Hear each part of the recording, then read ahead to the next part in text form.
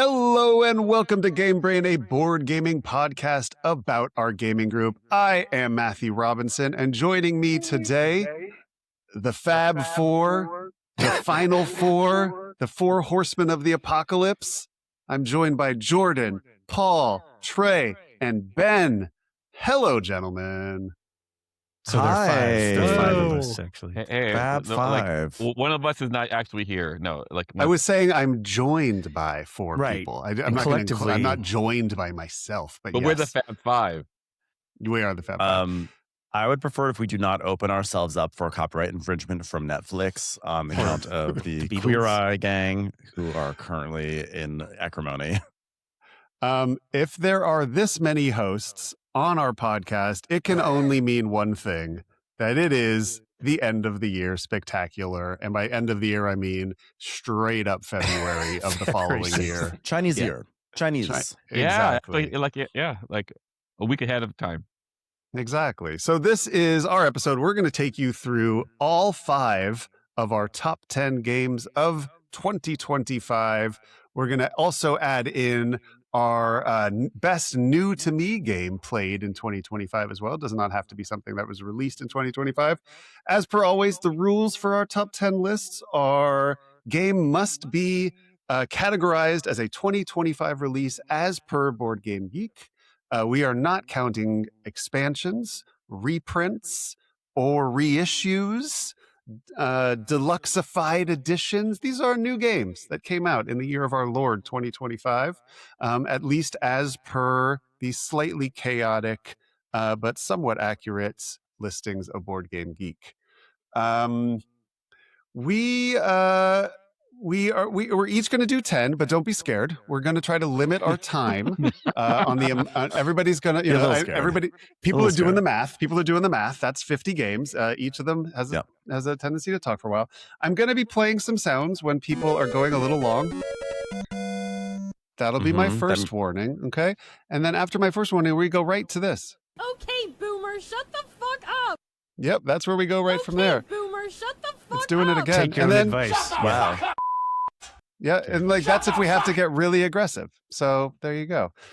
This is a 18 plus podcast today for everybody listening. I was about to say, we got really adult right there. Got really adult really quick. This is 2026. The world is getting really adult.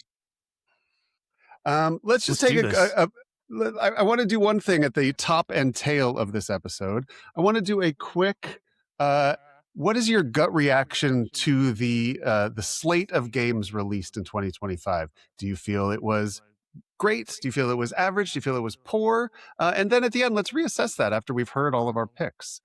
Jordan, let's start with you. What is your just brief 30-second assessment of the year 2025 in terms of board games? I think it was a pretty good year. I think if one game joins your like top 5 or top 10 games of all time, that in and of itself makes it a pretty good year, and that happened for me this year. Ooh. And I think there's a good variety of new ideas introduced this year that I've been enjoying. So good year for me. Interesting. Paul, how you feeling about 2025? I feel like it was a meh year for me, for the type of games that I like. You know, I felt like I struggled going like, oh, is there a top 1, a top 10? Like, you know, like this list was a struggle for me. So, but maybe I haven't played enough games this year, which I don't think that's true. Trey?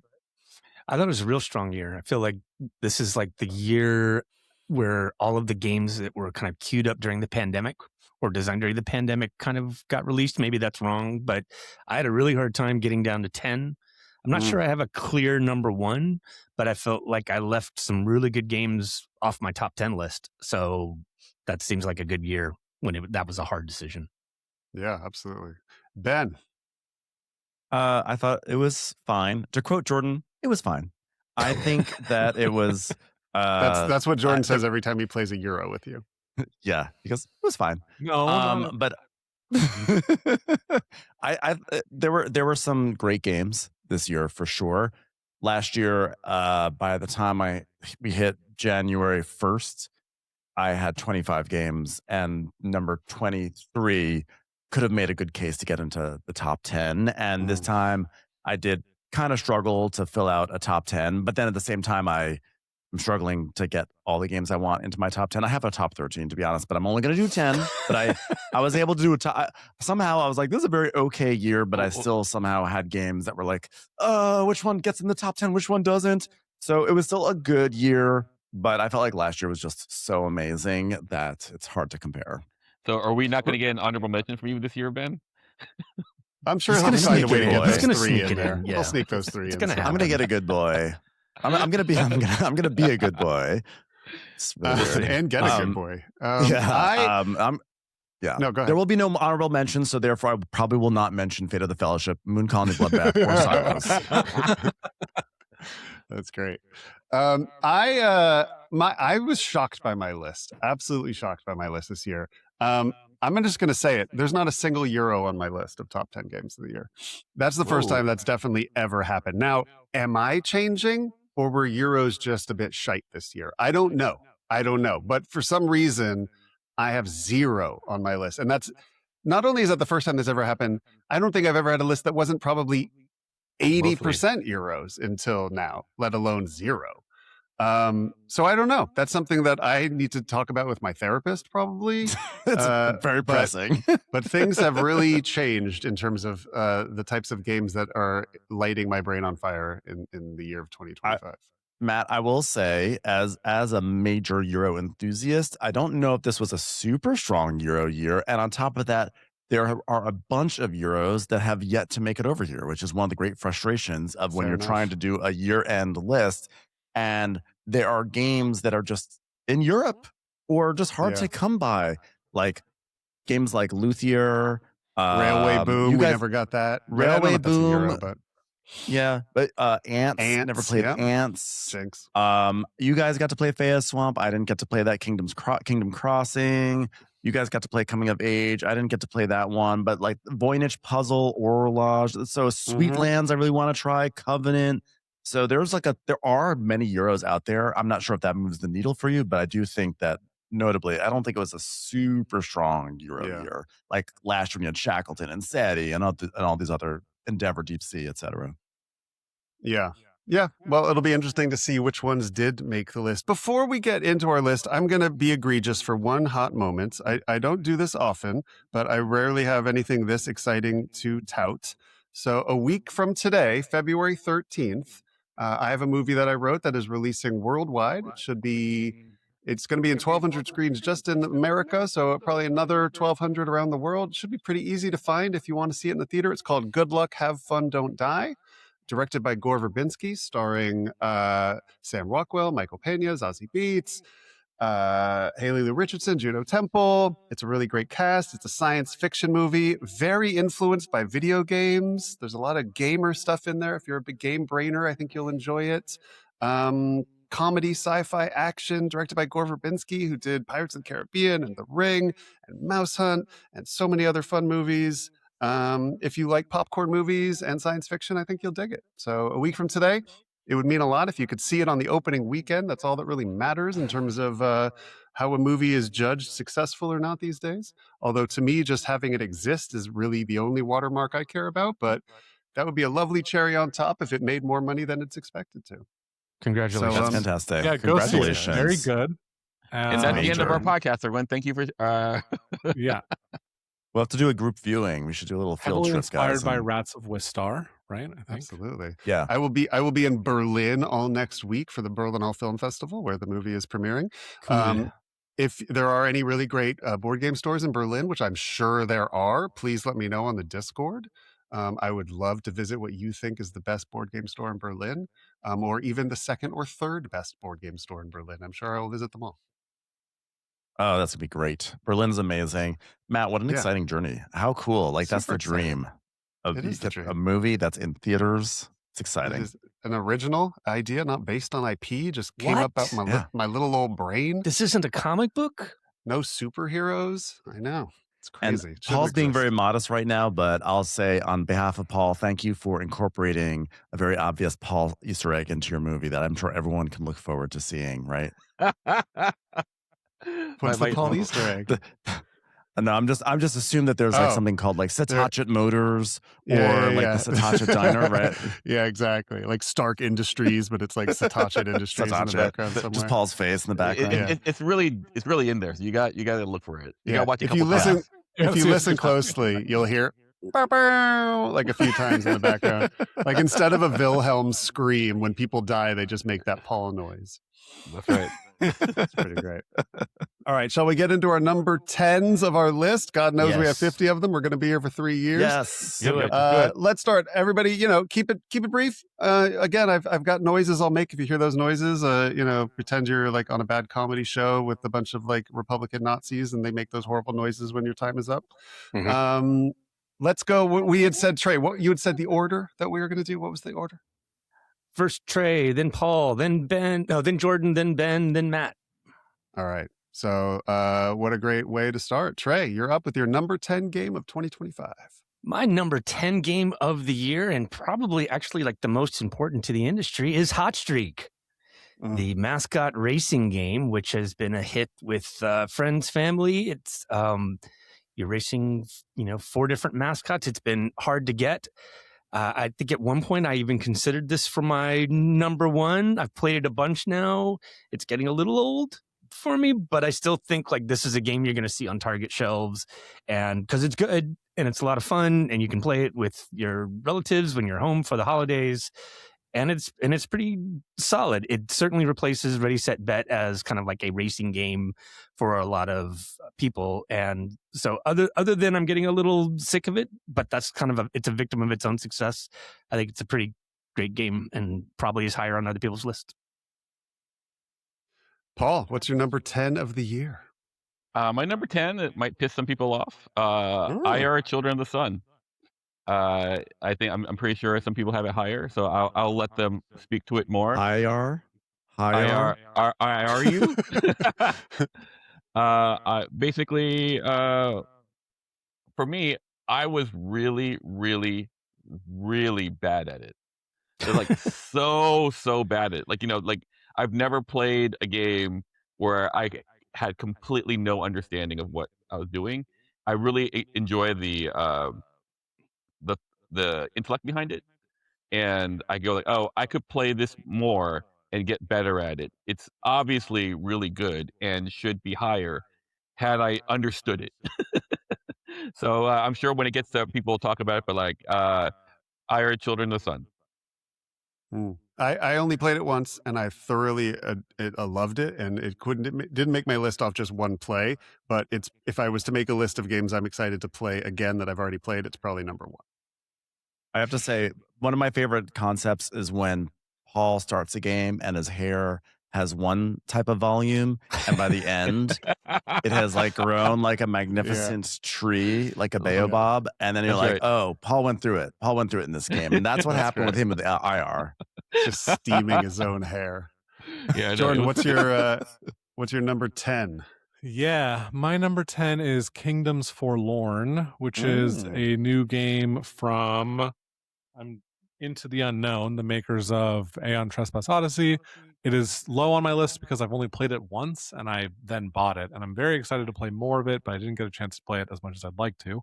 This is an adventure game. You play knights in some sort of horrible medieval setting, exploring various cities and fighting big monsters, kind of Kingdom Death-like. And I'm still working through painting everything up, but the game I played, I had a great time, and I'm sure Matt will talk about it more when it gets to his turn. I'm sure it's higher on his list. It definitely is. Number 10. My number 10 is very similar to Jordan's, just like Kingdom Forlorn. It's called A Place for All My Books. And it made your 10. I love it. I love that it made your 10. It was honestly, it was off the 10. It was like, it was on the 10, it was off the 10, it was on the 10, it was off the 10. I put it on 10 because I think it's actually a very sweet, lovely game. And it's way more fun than I'd expect. You play as an introvert who is you reorganize your books in your home and build up your social battery until you have enough energy or stamina to go face the outside world. And then you go out to town and you gather more books and you bring them home and you rearrange them again. Very puzzly. Played a 4-player game of it last night. It only took an hour. It's very quick. It's very sweet. It's very cute. It's the sort of game that I can also imagine playing with people outside of our group, which is actually a very important thing for me. I was surprised at how much more fun it was than I expected. I wasn't sure what to expect out of it, but I really enjoyed this game quite a bit, and it would be great to see more content for it. So, a place for all my books, a great cozy game. Yeah, that was a cute I game that adore didn't that end up. theme.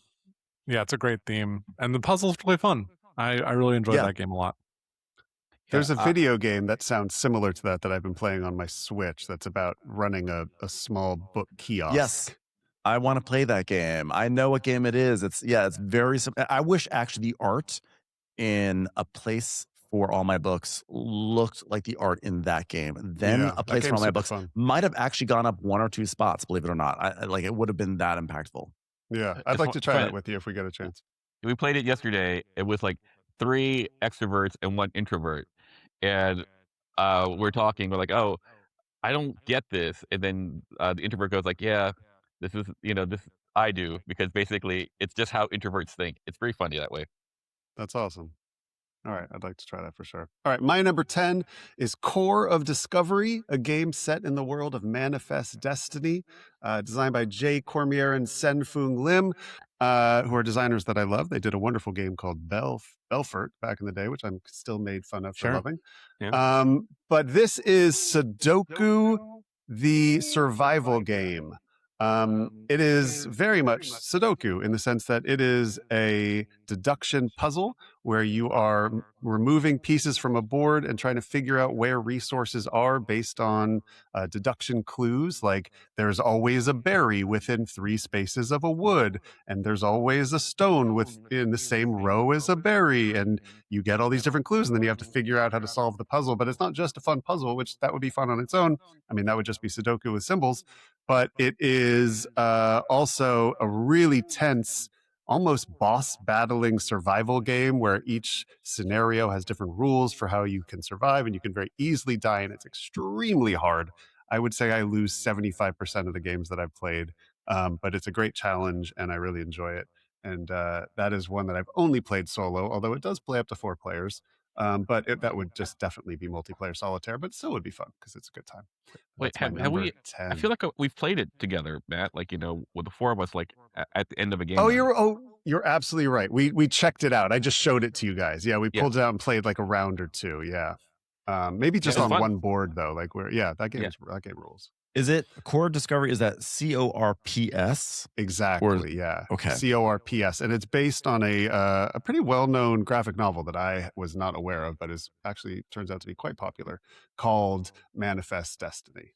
And don't worry, it is very much against the concept of Manifest Destiny. It is not pro Manifest Destiny. The colonizers are very much the villains in it, sort of like Spirit Island. All right, That's true, let's but move on. not really true in the game. The game, I don't know. That's my one criticism of the game. I don't know how good a job it does of. I haven't read the comic bringing the book, message so of the yeah, comic. it's really hard Yeah. to know. But I was definitely in the reviews. Everybody was touting that, but hey, I haven't read it, so I don't know. Trey, your number 9 game of the year. My number 9 game is a game which I think is a good game. I don't know if it's a balanced game, but I know I still want to play it a bunch of times. And you probably have some strong feelings about this, Matt, but it was Forestry, which we played at VGG Con. Designer is Mikhail Pekel, I think.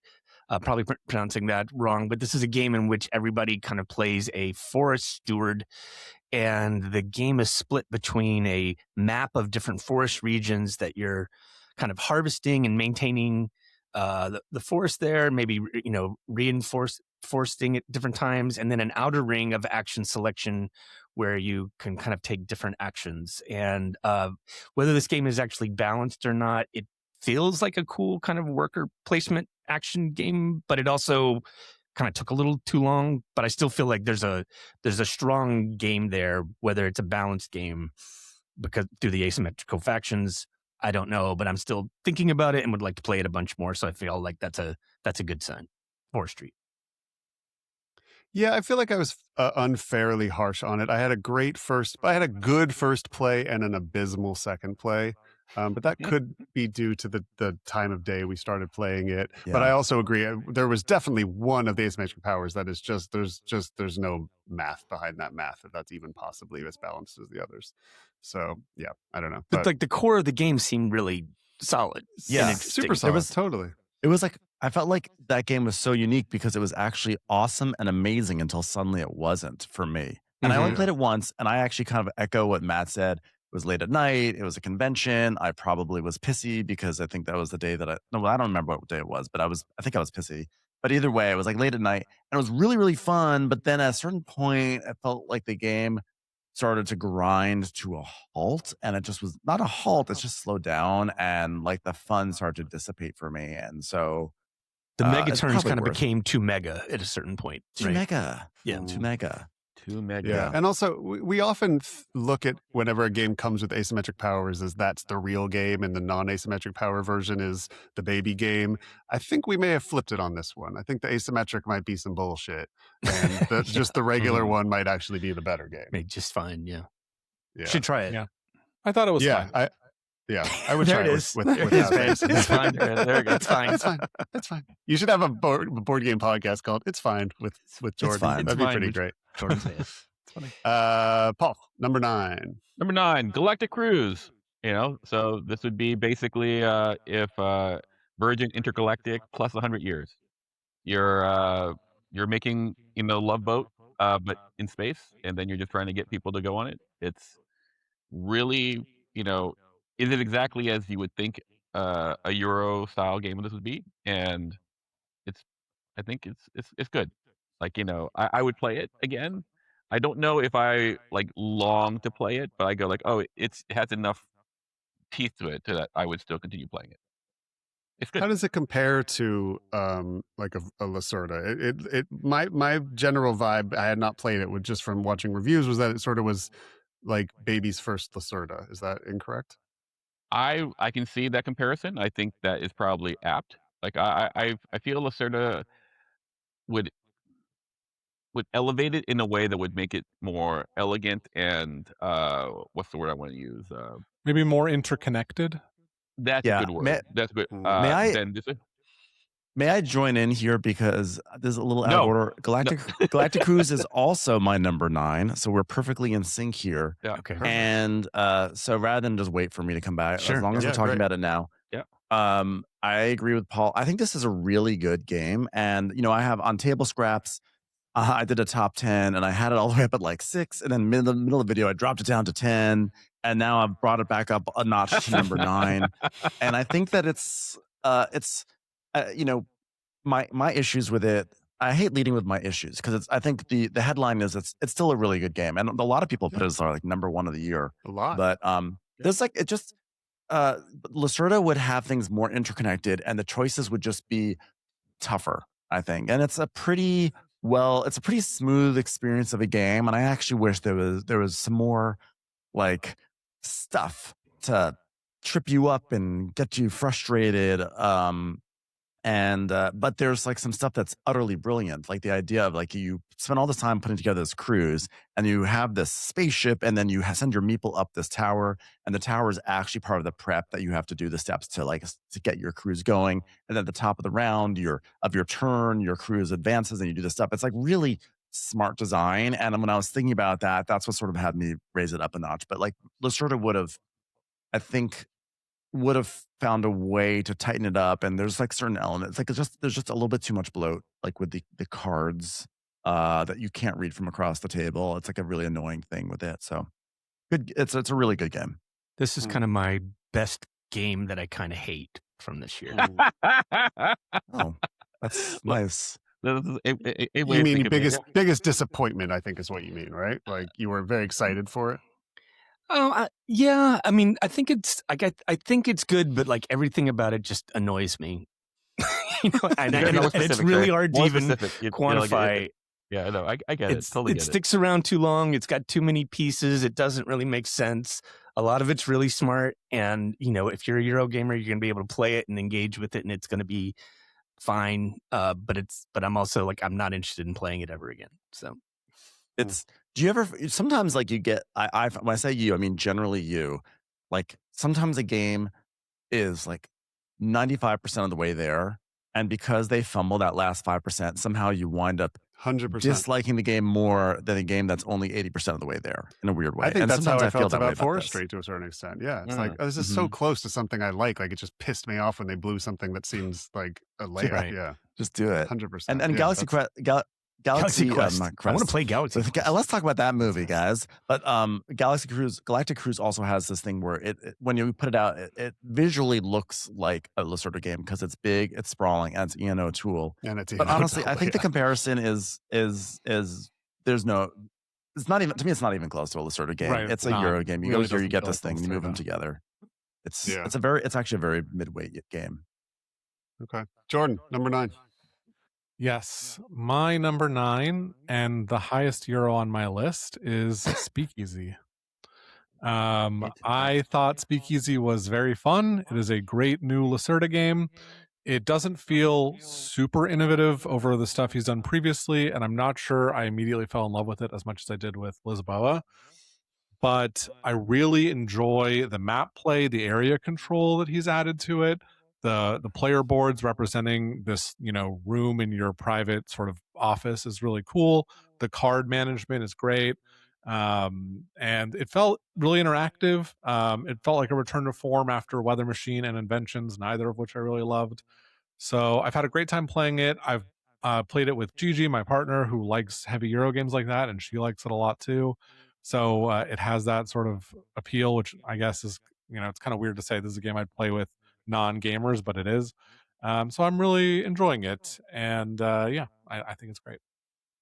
That would be my number 2 on the list of games I only played. I didn't even play one full game of it. Ben and I just played one round, but I thoroughly enjoyed it and am dying to play it again. It's the first Lacerda I have not kickstarted, and of course, it's the first good one that he releases after a bunch everybody hated.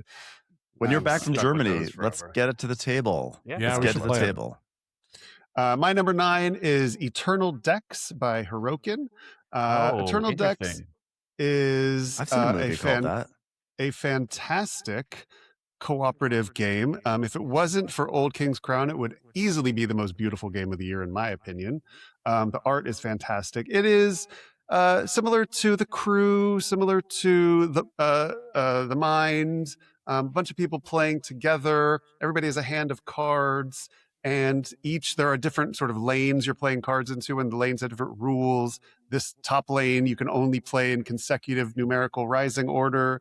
This lane you can never play the same number next to each other. This lane can only take 3s and 4s, and it's a really fun cooperative puzzle of how the hell are we going to play all of our cards so that we can get to the end of these rows and unlock these superpowers that are also curses that we have to break. It's a very heavy cooperative game. I would say if you liked The Crew, but you also like 4.0 euros in terms of weight, like this is your jam. Like this is what you've been waiting for. If you love really, really hard and complicated cooperative card playing games.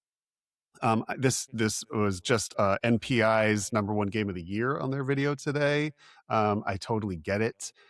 If I loved this type of game just a little bit more, it would probably be in my top 3. But I think it's a game that 2 years from now I'll be like, oh, that should have been higher. But yeah, really good. Eternal Decks. I really enjoyed Trey? my one play of it. I wanted to play that one more. It's really good. It's really good, and also wildly impossible to get right now. So don't worry about it, everybody. Trey, you're number 8. All right, my number 8 is Coming of Age by Danny Garcia. Danny Garcia is the designer of Barcelona, Windmill Valley, Arborea. This is a game.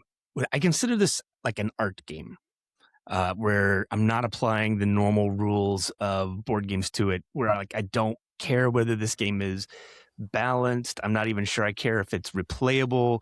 I just think it's really unique. It's all about you're a teenager growing up. The game takes place between, I think, when you're between 12 and 18 or 12 and 17. You're a teenager. Every big round is a year. And you kind of start off as a child without any traits, and your personality develops. And this game has some amazing ways of kind of actually modeling the growth of a teenager as they become more complex, whether they're still like popular or depressed or introverted? Are they reading? What are they doing socially? But it's also tracking your relationship between a number of other kids that are growing up with you. And that ended up creating a lot of really interesting dynamics where, for example, a game we played with Tom, my character was very popular and Tom's character worshipped me and I did not even know he exists. So it ended up like modeling awful high school relationships absolutely perfectly. Now, is this in some ways a soulless track cube pusher? Yes, but I also think it's kind of brilliant in what it does, and that everybody should play it at least once, even if you don't kind of fall in love with it, because I don't know another game like it. I think that mechanic is the coolest thing ever. I did not play this game, but I was there when you guys played it, and I was checking it out. I love the idea of a game that instantly puts, instead of pitting players against each other, makes different players at the game almost like stock that you're investing into, that like you want to be close to. Like, I think I want more games to do that, because I think that's really funny and also like potentially a really cool way of having interaction that's not negative interaction. I love games that actually pull themes from like everyday life, which is actually one of the reasons why I really enjoyed A Place for All My Books. I loved that in that game, you can get you're getting books, but you can also get other neat stuff, and the other neat stuff are cards called Other Neat Stuff. And I just kind of love that idea, like, oh, I'm going to the town to get some other neat stuff. Or I'm working on a little project at home, and the little project cards are called Little Projects. So let's see it also in this game. I just kind of love that. It's also so your smart player to be board in able this to is pull. literally a human head, and so it's modeling like the personality inside your head, and that's where you track it. So you have like your internal world that you're tracking on your personal player board, and then you have the world that you're going out to, which is made of locations. And so the locations you can access when you're 12 are a fairly limited bunch. But then, like, as you get older, now you can go to the pizza parlor, and maybe when you're 17 you can go to a concert. And so it models the way that your physical world expands, and it tracks all of this with like a school bus that proceeds kind of like down the street as you kind of engage with different locations and different things happen. So it does a number of things in really interesting ways, in the ways that it models a teenager's life. And I'm totally in for that. Yeah, that's awesome. All right, Paul, 8. Magical Athletes. Boo, boo, It's boo. Magical Athlete. 8. Magical Athlete. Magical Athlete. Yeah. So Is that it's a 2025 release? So it is technically, I did this math too. It is technically a 2025 release, although it is a remake of a 2003 release, but it is the rules of all the powers have been reworked, and it's completely new art and graphic design. So You're going to allow it? You're going to I allow it? allow it. I didn't allow it for myself, but I already knew if this was on, it's fine, because BGG has a brand new listing for it as 2025. Wow. And nobody played this game. Nobody played this game until All right, this Paul, year, that's except your for a time very up. small group of people. Moving on. I'm out, guys. See you later. Yeah, no, it's a race game. You roll. You draft your team. They It's all a have roll and special move. yeah, and it's fun as hell. Like you can play it with what? Okay, boomer, shut the fuck up! Thanks. Shut the fuck up! This There is we a go. Richard Wow. Garfield game. Yes. Yes. Richard, I think he was brought in on development. It is originally a Takashi Ishida game. Okay. And I think Richard Garfield was brought in for this new version to kind of like modernize it. I could be wrong about that, but I'm pretty sure the original is a Japanese release. Yeah, and I just think it's really like there's going to be a theme to this year's list of mine, which is basically kind of light. And then it was unexpected when I was making the list. I was like, oh, it's real. Like, I'm always known for a fun forward game, I think, but this is like light and fun forward versus some other. So I found it really surprising, and this was like, oh yeah, this is like I played anytime. Preferably with more with like 6 people is like probably the number that I would enjoy. But like anyway. Totally. Oh, it's a brilliant game. I will also note Trey is making a little meta list as we go along this. So at the end, we will have our weighted rankings, top 10 of all of our selections in here. So something to look forward to. Jordan, your number 8. Yeah, I was going to say this year did have a lot of really great light game releases. And it feels like I could almost do a separate top 10 of just the light games that came out this year, which is unusual. They didn't end up making my top 10 list, but there's a ton of them that are great. So I'm glad that Paul's representing those. My number 8 is Core of Discovery, the game Matt already talked about. It is a minesweeper, Sudoku, resource management, boss battler, deduction game. It's very fun. I love those sorts of logic puzzles, and I love the resource management aspects of it. I think they're very well done in this game. And on top of it, I've actually found playing it at 2 to be pretty fun because you also have a special power that's your explorer, and the timing window, like you can only use your own power. You have your power, and you have a few tools, so you have a few things that only you can do. They can only be used on your turn. So figuring out the timing with your partner of, okay, I'm going to go, then you're going to go, then I'm going to go, then you're going to go, which of these turns how are we going to sequence our actions so that this works out, is a fun separate puzzle. And I know that there's also in the 4-player game a version that's like a hidden traitor. So I think there's a lot to explore there, even if you don't only want to play this solo, although that's how I primarily play it. So I just wanted to give a little shout out to that aspect Matt didn't address. But I think it's a really fun Let's game try that. and worth I'd like to checking. try that And the 4-player production version. is astounding. It's like this wooden board with all these little wooden pieces you remove, like from a minesweeper board almost. It looks great. It's really cool. Amazing. Ben, number 8. Number 8. Oh God, you guys better hold on to your horses for this one. When you do a list like these, it's like, is this the best of 2025? Is it my favorite? I don't know. I try to sort of find a way to go between. If it was favorites, I may rank this maybe like a little bit lower. But then I thought, like, of the games I played, I had to be really realistic. And my number 8 is The Old King's Crown. And I realized, yeah, it made my top 10 after all, because, I honestly think this game is very overhyped. But just because a game is overhyped, no, it is. I think it's That's like the most No. bad thing that you can say. No, on the no. But podcast. this is my thought process. We need more sound I effects. do think the game is overhyped, but just because a game is overhyped doesn't mean a game is bad. It's just overhyped, but it's still a really good game. And when I thought about it, I've only played it twice. And I thought, I actually had a really fun time both times I played it. And I can also see the fun growing, sort of in the same way as with Guards of Atlantis, for instance. The first time I played Guards of Atlantis, like, that was fun, but like it didn't stick with. I don't think about Guards of Atlantis, but like every subsequent play, it's more and more fun for me. And I'm like, I could actually really see that happening with Old King's Crown. And I do have to look at the art is fantastic. The card play is really fun. And so while Galactic Cruise is a game I really enjoy, that is one I played 5 times. And it's not one that like jumps into my mind as much. A Place for All My Books. I really love that game. But, I'm like, realistically, I think Old King's Crown has more meat on its bones. And just because I feel like it's overhyped, you have to be able to separate from the game itself. And like, I shouldn't punish the game because I get like annoyed that everyone's going nuts over the Old King's Crown, like that has nothing to do with the game itself. And when I really just sat and thought about it, I was like, this is a really good game. And it definitely deserves to be in my top 10. And for right now, it's at number 8. Jordan and I will be overhyping the shit out of that in a little bit. Good. No. for it. Adequately You should. hyping the shit out of it. Absolutely. All right, my number 8 is my biggest surprise of the year. A game that I completely wrote off just hearing about it. No disrespect to Jamie Stegmaier, who I think is a brilliant and wonderful part of our community and our hobby. But this game is Vantage. My number 8.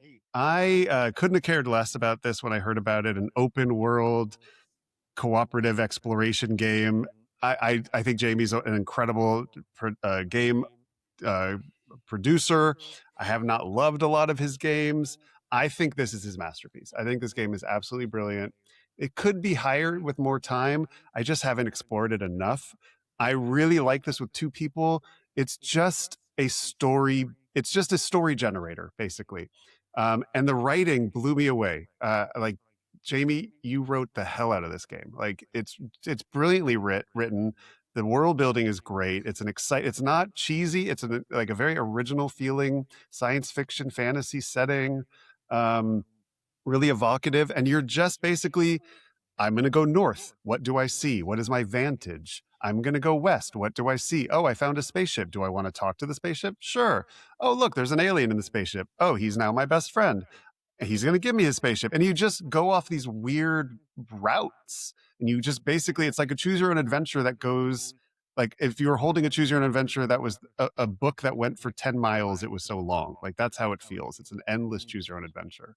And I think it's brilliant. I never played anything like it before. I think it's fascinating. I kind of think it's like one of those games that every board gamer should own just because it's such a bizarre and fascinating design that I didn't actually think was possible.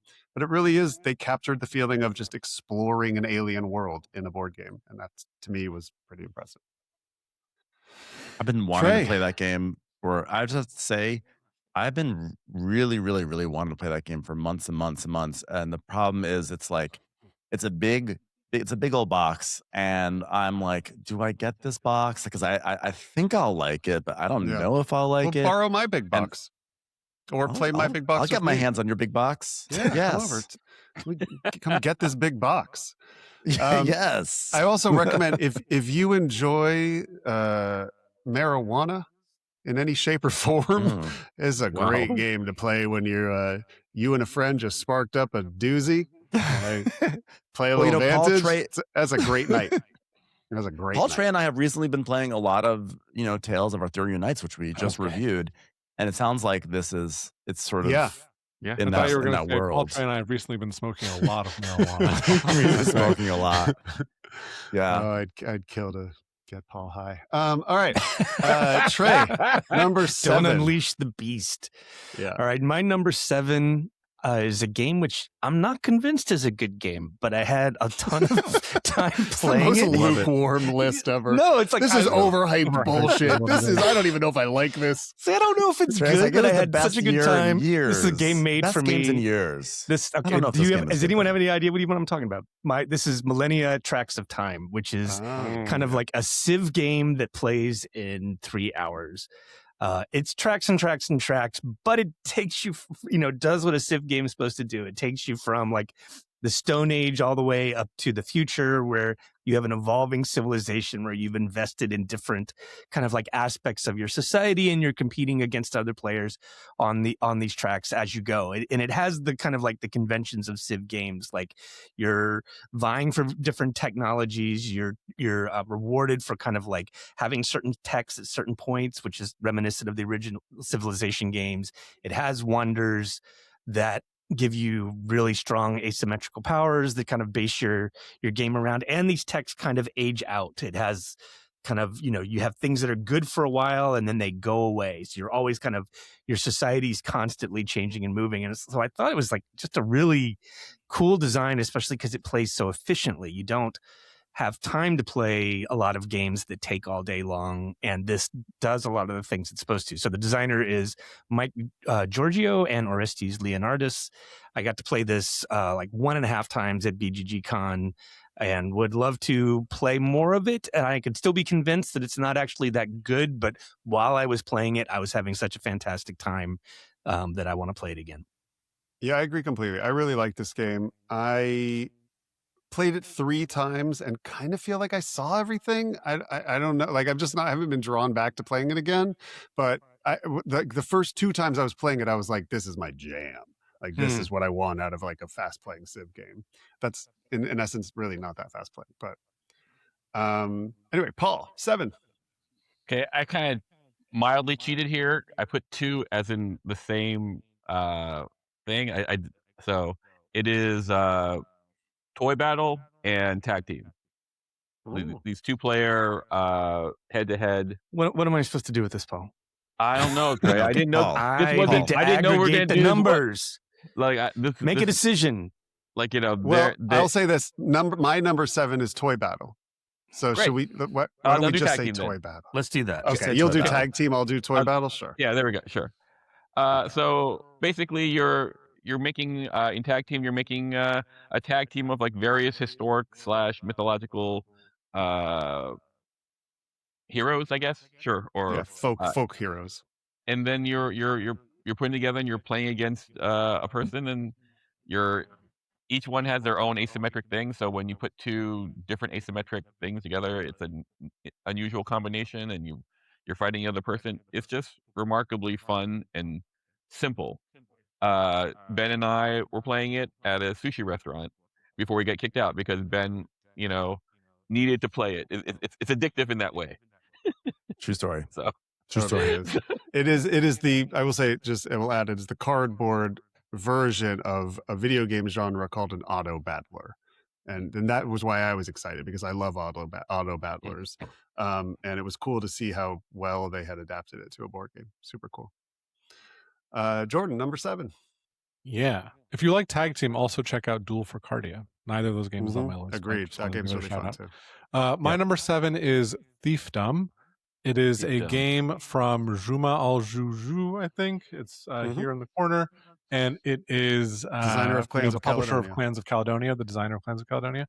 And it is a very fun game. It is, how would I describe it? It's like action planning, sort of like Ricochet I'd say Robots. pick up and deliver. Pick up and deliver, Paper, right.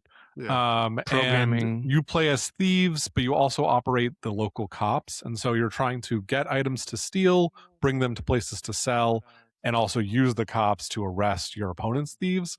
It is zany. It's it's very fun. It feels kind of unique. There's a good amount of variety with the way the tiles come out, but after a few games, maybe 5, I've started to feel like I've seen a lot of it, and the difference from play to play is going to come from the different strategies players take, but there's not that many different things to pursue. So that's why it's not higher on my list, but I've really, really enjoyed my time with it, and it feels like a unique game that everyone should play at least once. That's Thiefdom. Ben, number 7. My number 7 is also an under the radar game that I think like -3 people know about, and it's called Cargo Empire.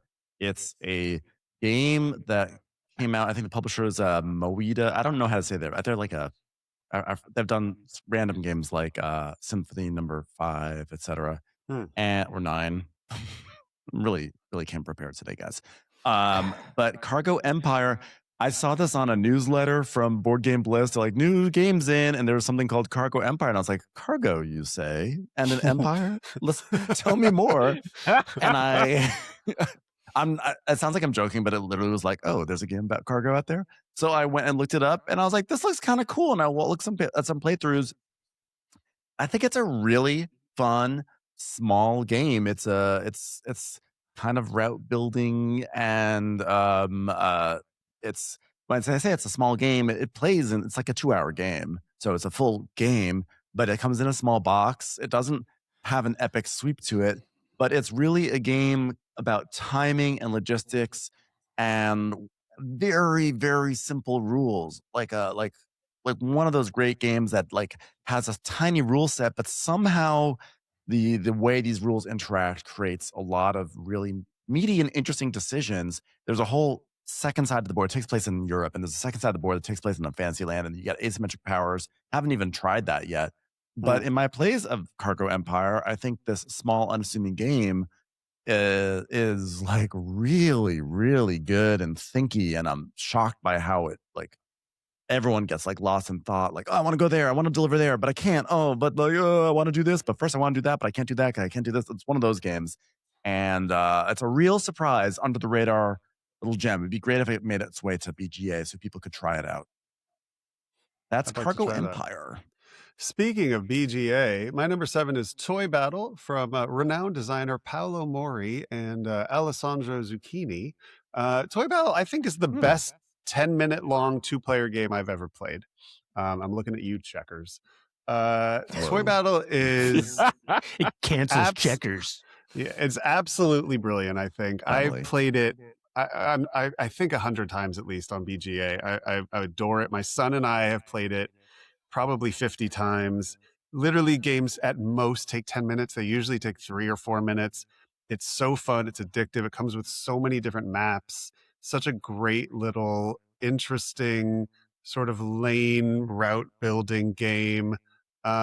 Super smart, super cool. You try it on BGA. Good luck though. You'll become addicted. It becomes a problem because the games in BGA take like 3 minutes tops. And there's a lot of deep strategy in those 3 minutes. Super cool game. My number 7, Toy Battle. Going back to number 6 with Trey. What we got, big boy?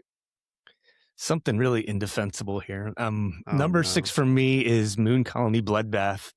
Wow! Whoa! That one did not make my top 10, and I really struggled with Whoa! that. Wow. That's interesting. I like that. I just That's a bold. it's stuck with me. It's from Donald Vicario, same designer as Dominion. It is a deck builder. I don't know whether people are like put off by the kind of style and theme of this, which is kind of halfway between comic and horrific. It's like a Sam Rockwell movie, Hey. very, very much so. So let's get in the mood for that, Matt.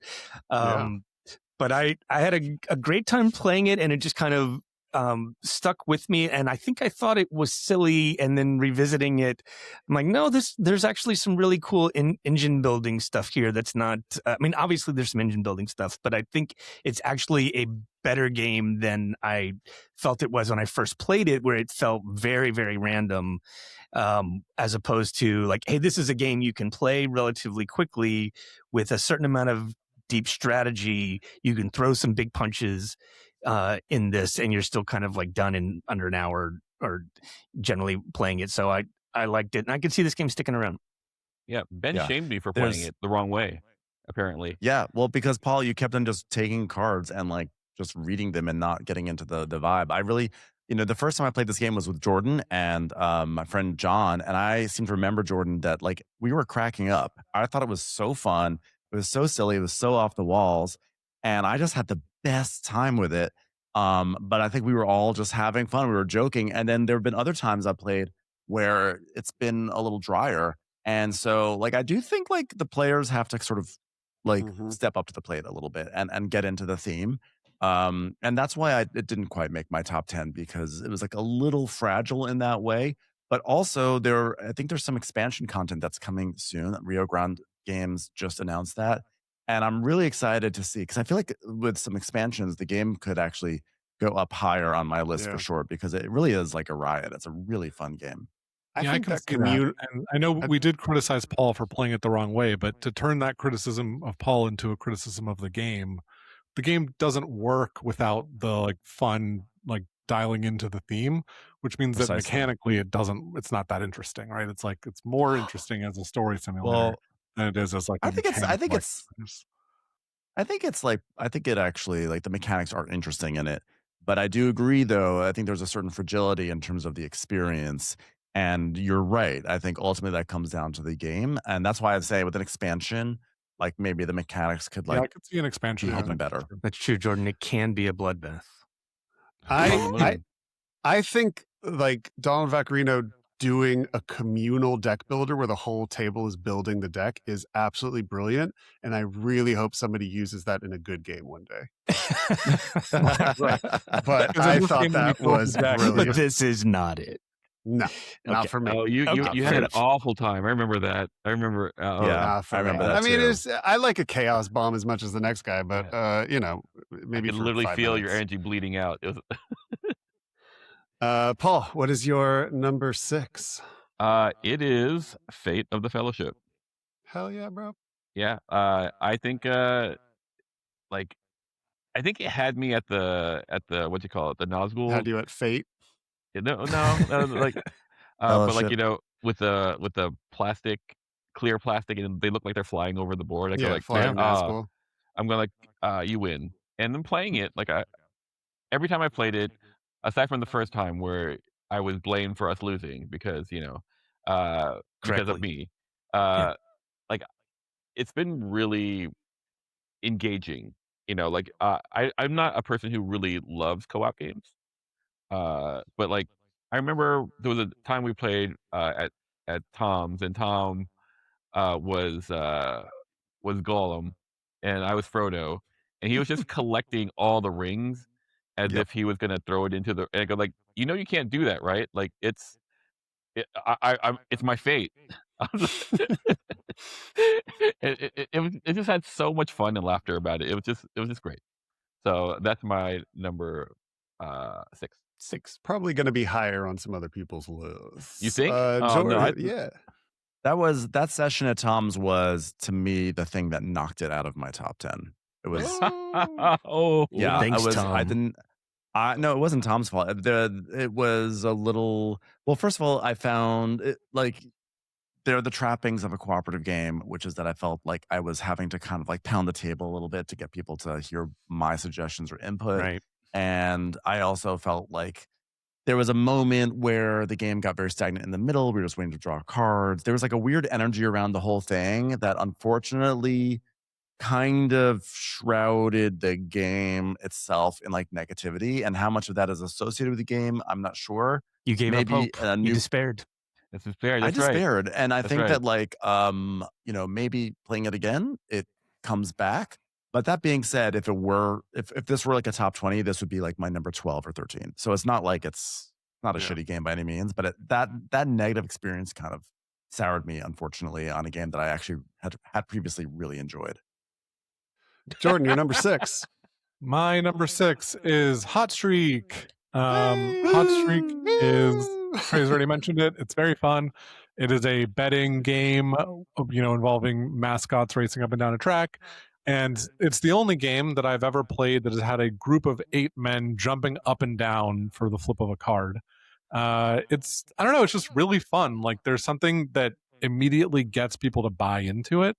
Like Trey, I've played it a lot, so it's probably losing a little bit of its luster as it gets a little repetitive. But it's been a delight.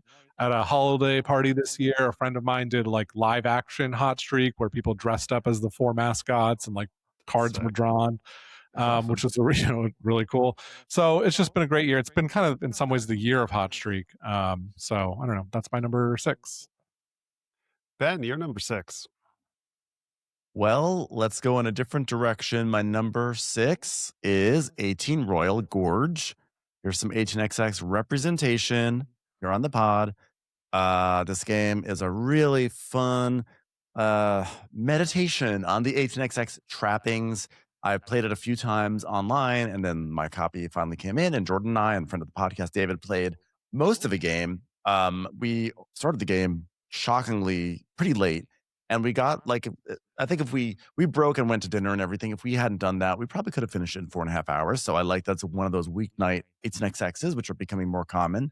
And this one has some fun stuff about it. For instance, if you are in the first round, someone is pretty much guaranteed to be forced into an investor strategy. But then there's also a way that one of the things you can invest in is a company that gets higher dividends the more people expand across the board. And then the game has abilities for companies to expand quite a bit on their turn, not just 1 tile, not just 2 tiles, but 6 tiles all at once. And so there's lots of fun places to invest in. There's interesting track laying. There's just fun twists on some of the stuff that we know from 18xx. Like I'll ding it a little bit because it has actually like a really great rule book that's very accessible to people who are outside the genre. But then the rule book at the same time has some baffling omissions, like conceptual things about train resting, etc., that it sort of puts off onto cards that you flip over. And I think that's such a it's a shame that falls in that like, oh, the game is 95% there. How did you fumble that? But overall, as 18xx games go, I really, really enjoy this one. It's super fun. This is a fun forward 18xx game, and I can't wait to get more reps in. Yeah, Yep, I loved our play. I would like Really one of fun. those reps. I definitely want to try this one. Yeah, Uh, anytime.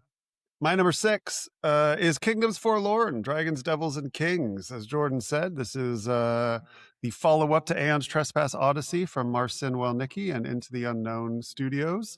It is a narrative-forward boss battler, whereas Kingdom Death Monster is very much a mechanics-forward boss battler.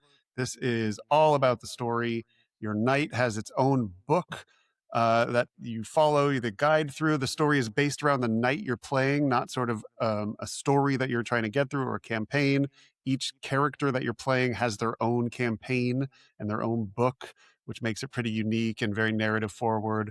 The world that you're in is sort of a ever expanding world that you're exploring and trying to find things. Really cool. The boss battling is amazing, very similar to Kingdom Death, very similar as Aeon Trespass. Might be higher in time. As of right now, I've only gotten through I don't know, 15 hours of the game, which is probably like 10% of it.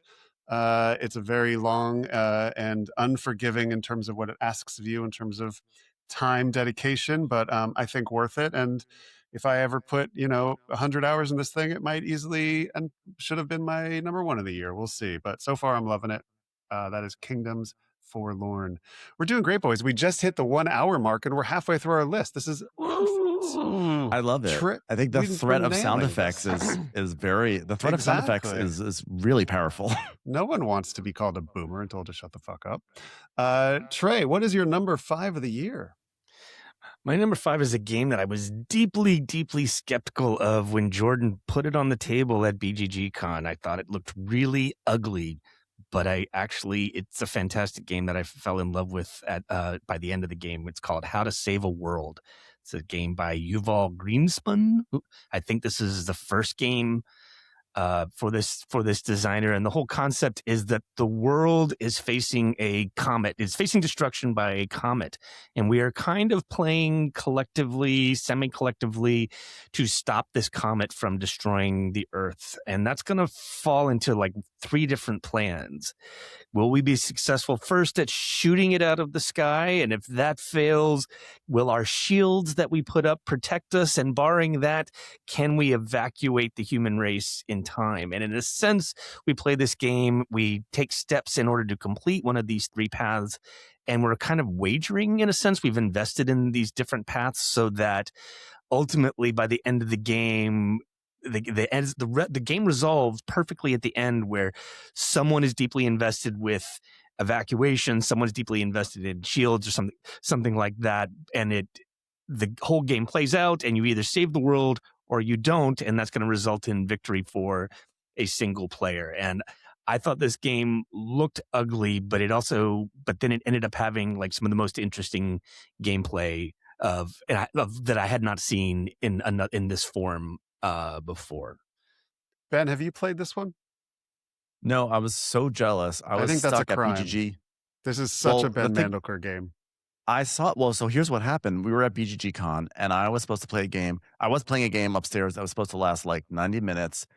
I swear to God, this game went on for 4 hours, and it was right. It was. I was so upset. I was so upset, and I was having the company aside, company was great, but the game itself was leeching the soul out of my body. And then I finally came downstairs and I saw the tail end of your game, and I actually think it looked not ugly. I thought it looked totally amazing. Okay. I thought this big pink comet, I was like, this looks amazing. And I saw what you guys were doing, and I was like, oh, I love this. I love the idea of like investing in these different things. And so I have not been able to play it. Yeah, we have to schedule this one. This is such a Ben game. Do one of you guys actually own it? Yeah, I own think it. Matt does, right? Yeah, we played it, right, Oh my Matt? God, yeah. Yeah, you played I it. desperately, Yeah. desperately would love to play this one. I love this game. I missed It's probably that. been 11 or 12 on my list, but I It think it's 100% is my really 11. I cool. know. It was so hard not to I know get it would be in. on my list. I know it, guys. I know it. Yeah. Really good game. Paul, your number 5. Old King's Crown. We've talked a little about it. Like, it's It's a little overhyped. This is it's It's a little overhyped. Like, Yes. I was saying this is I think I was in Atlanta or something, and basically I get a text from you, goes, Paul, have you played Old King's Crown? I go, no, I gotta play it with you. This is the game that you need to play. Like, and it's like, man, this guy's sure overhyping this shit. Yeah. I was the one who started the trend. That's right. But like, it true to its word, like, it really, it would be higher if I only played more than like a handful of times. I didn't have the play to say like it's great to be my number one, but like, I go like, oh, this definitely had the DNA for a game that would be Paul forward. So yeah, like the bluff aspect is always anything with a good use of bluff is going to speak to me. It's Forbidden Starsy in a weird way, which I like. I can see that. I can see that. Yeah. Absolutely. Jordan, your number 5.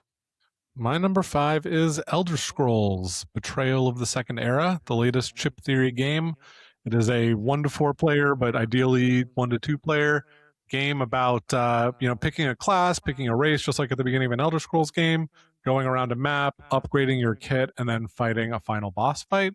It also takes place over 3. It's like a 3-act campaign, kind of like arcs. and then at the end of the third act, you reset and go back. It is based on the Too Many Bones system. If you like that game, that's basically what you got going on here. I think it's really fun.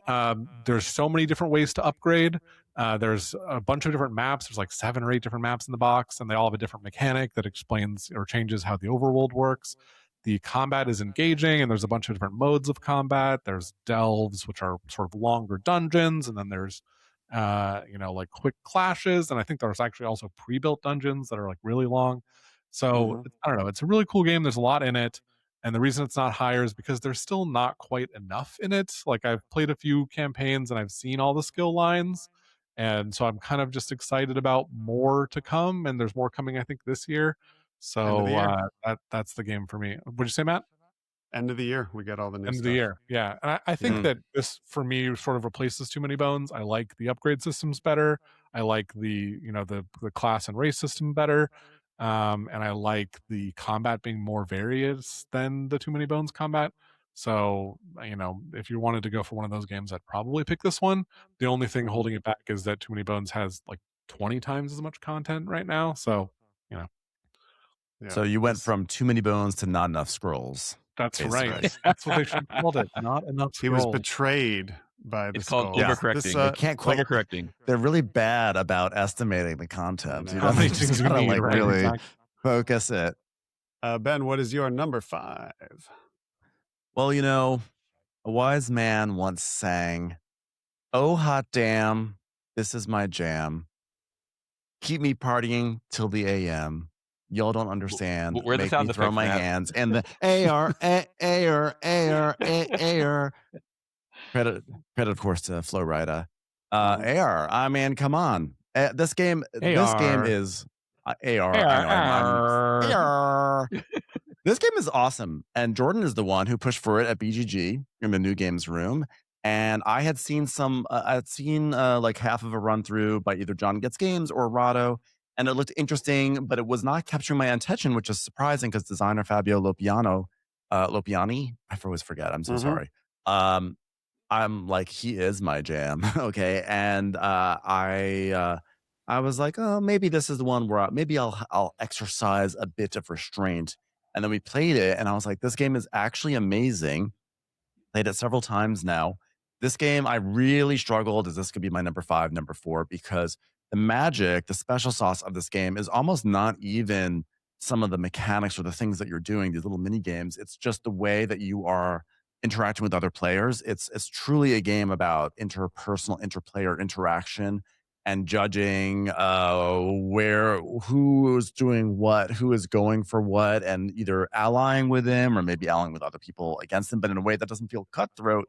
But it really is above the table interaction, and it's in many ways a simple game, but there's a lot going on, and I think, like, some may say it will not feel replayable, but I think it will feel very replayable in the way that Hansa Teutonica is replayable, in that you have kind of a static board there, but it's the player interaction that has infinite iterations that will make something like Hansa Teutonica and then subsequently something like IR really, really breathe to life. So I think it's a tremendous, tremendous game.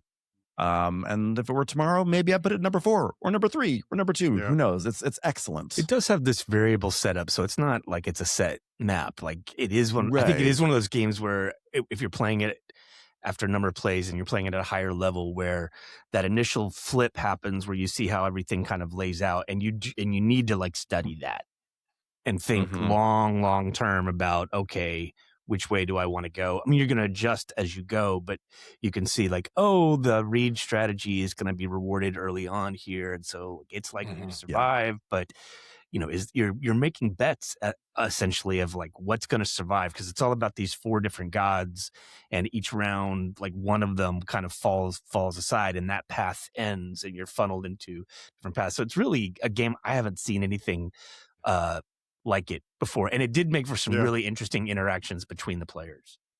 It's a really smart Just take on the little tasks you do will feel probably samey, but those tasks, those little mini games, they're not. That's not the point of the game. That's just like, and they're fun. little Each passing mini game time. is fun, and it doesn't like get in the way of the game. Yeah. absolutely. It's You a guys are smart way speaking- to like do tracks on tracks on tracks on tracks kind of game in a new style. Absolutely. assuming you understand the game. Yeah. Right. Right. Yeah. Right. This is the new wait, what's the New- game you're so horrible at, Paul? Wow, you got to be Age of more Empires. specific. But oh, No, that's evil. No, it's Correct answer is Trey, Lahav. Trey has it. Trey has it. You Lahav, gotta say it. Lahav. Lahav. That's the fish game. You really Apologies, can't fish strategy. we really can't explain enough to the audience just how big Paul's hair was after IR. Like he had a look on his face like he had just witnessed someone get murdered, and he's like, "Did you guys see that? You guys saw that, right?" Like he just looked like terrified and shocked. And we're like, "Whoa, Paul!" Like you okay?" I was truly shocked on how bad I did. Like not just my score, but like how bad. Like I don't think there's been a game I've ever played where at the end of the game, Boomer, shut I- the fuck up. exactly. Thank you, Matt. Thank you, Matt. Good Thank you. timing. Nice. Yeah, You could really I don't think whiff it's- in this game, that's for sure. there's been a No game where warning. I go like, oh, I feel like I understand this game even less than I started. Like like yeah. Get this. In fact, let me go some more. It's not even Paul's Let's try to get turn. that third sound effect out here, okay? Let's Yeah. wrap it up. My number 5 will be very brief. Hot Streak. What a fun game. Definitely like feels like game of the year in a sense that it's the game that if I was to recommend one game to anybody this year, it's probably Hot Streak. My children's second favorite game of the year. Definitely my favorite party game of the year. Hot Streak rules. We're in the top 4. Trey, number 4. What do you got? My number 4 is Speakeasy. I think, this is Return to Form by Vital Lacerda. I think this is almost like Oscar bait in that it's like, it's a complete game. This is Trey's version of like a Holocaust movie at the Oscars. It's Hamnet. Kinda. It's Hamlet. Like there's so much like going on in this game. The art is fantastic. The theme is fantastic. The map of New York is great. You play as you're playing with all these historical figures. As your board develops, it starts, you're sliding cards in so that your little lair, your mobster lair becomes, kind of tells a story of where you are. It's a Lacerda game where like there's a lot going on. There's a lot of different ways to play that I haven't even tried yet. But the joy of picking up little barrels and driving them around the map on your little trucks and delivering them to your speakeasies and entertaining people and getting points for that. This definitely a return to form. I think the only thing that kind of holds this back at all is it did get a little long. It can get into kind of like the unwieldy mega turns, and there's also a turn order issue that tends to drive people like me crazy, where I can go first one turn and then last the next, and that ended up resulting in like a 45-minute delay, especially like this. There's a lot going on here, and so it's very AP prone to AP. I mean, because it's good. It's really good, weighty decisions, but it can mean you're doing nothing for 45 minutes. And there's times when you're thinking and planning your next thing, and then it changes. And so like all of it's lost. But great game. I think it will be playing this for a long time. Paul, number 4. Number 4, something new. Star Trek Captain's Chair. Paul, we both put it at number 4. Yeah, I mean, I see you, Jake Sully. yeah, I see. That's right. Yeah, no, it's great. I mean, I'm a Star Trek fan. I love the IP, and it captures the feel of the IP in a way that I just love. Best Star Trek game ever? I would say so. And it's not because, because I think a lot of other Star Trek games are purely battlers. You're just battling, here you're getting the feel of Star Trek. Like, you're getting planets. All the cards have such, IP texture to it that like you go, oh, I remember that. So like, if you're a real deep Trek fan, everything is so rich in that regard. Like you feel the flavor. I was sneaking to your place as often as I could to play it, right? Yeah. So And we have the second set and the expansion coming out in the next month. You're going to be awesome. sneaking over a lot more. I'll just jump in because my number 4 is also Star Trek Captain's Chair.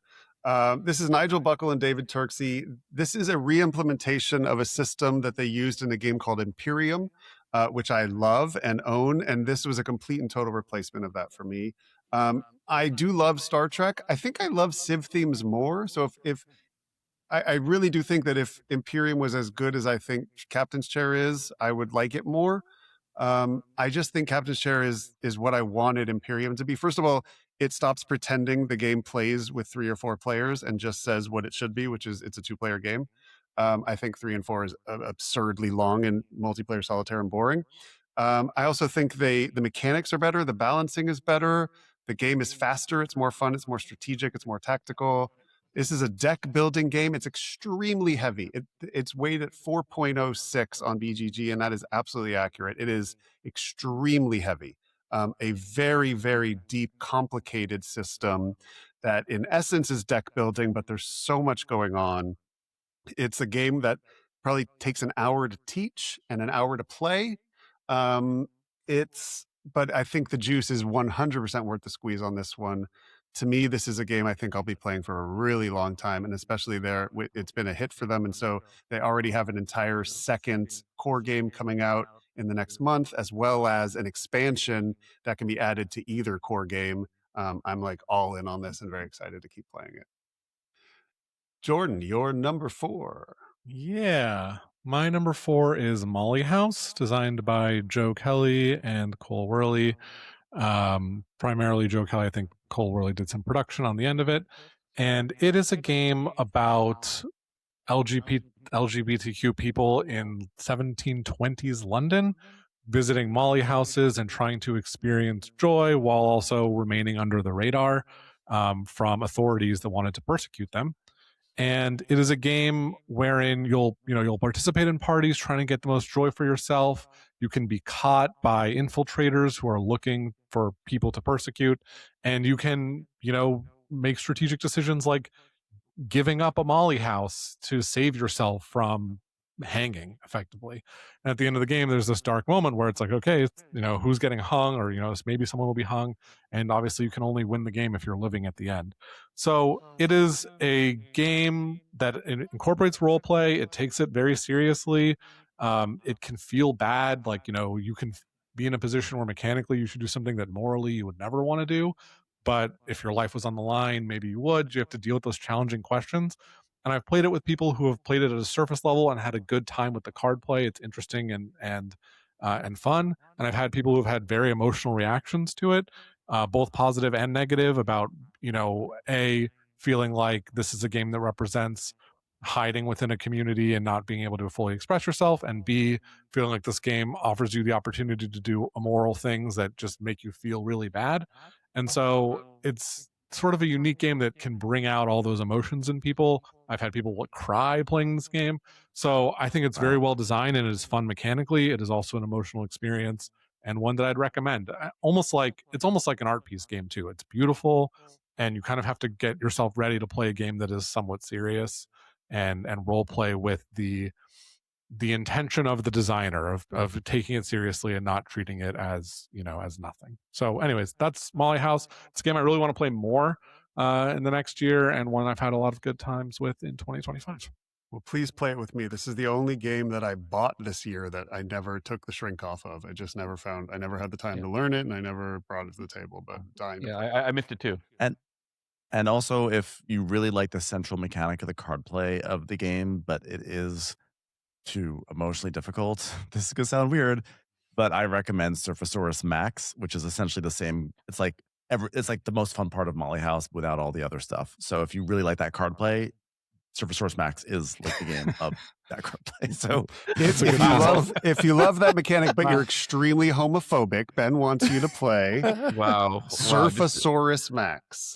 Wow. If you love the joys at the peaks of Surfasaurus Max and wanted some serious real world history attached to it, Molly House. One other thought about Molly House, because I haven't really played it since the ice raids have gotten more serious. It kind of came out at the beginning of the year, but I think you could probably draw parallels there, and that might be another way to frame the game for you to see, how you feel about the politics of it. Just an idea. Right. Anyway, moving on. But also, my recommendation for Surfasaurus Max, it is funny to hear it, but there is actually truly the Molly House could be too much for people right now. if it depends, everyone's gonna know what they're up for or not. But like, there's a lot of heavy shit going on in this world because there's essentially a secret police that is attacking people in cities. And so when I say Surfasaurus Max, it's not to have a snarky moment, but if you need that, if you like the stuff in Molly House, but it's too heavy, like there are alternatives in order to have that escapist experience with the same mechanics. Or the So I central part just of the game. realized I haven't said fuck ice today. Fuck ice. Go ahead, Ben. Yeah. What's your number 4? Yeah. Well, my number 4 is in a whole different direction. Should I give a hint? Should I give a hint to what my number 4 is? Here, I'll give it. Sure.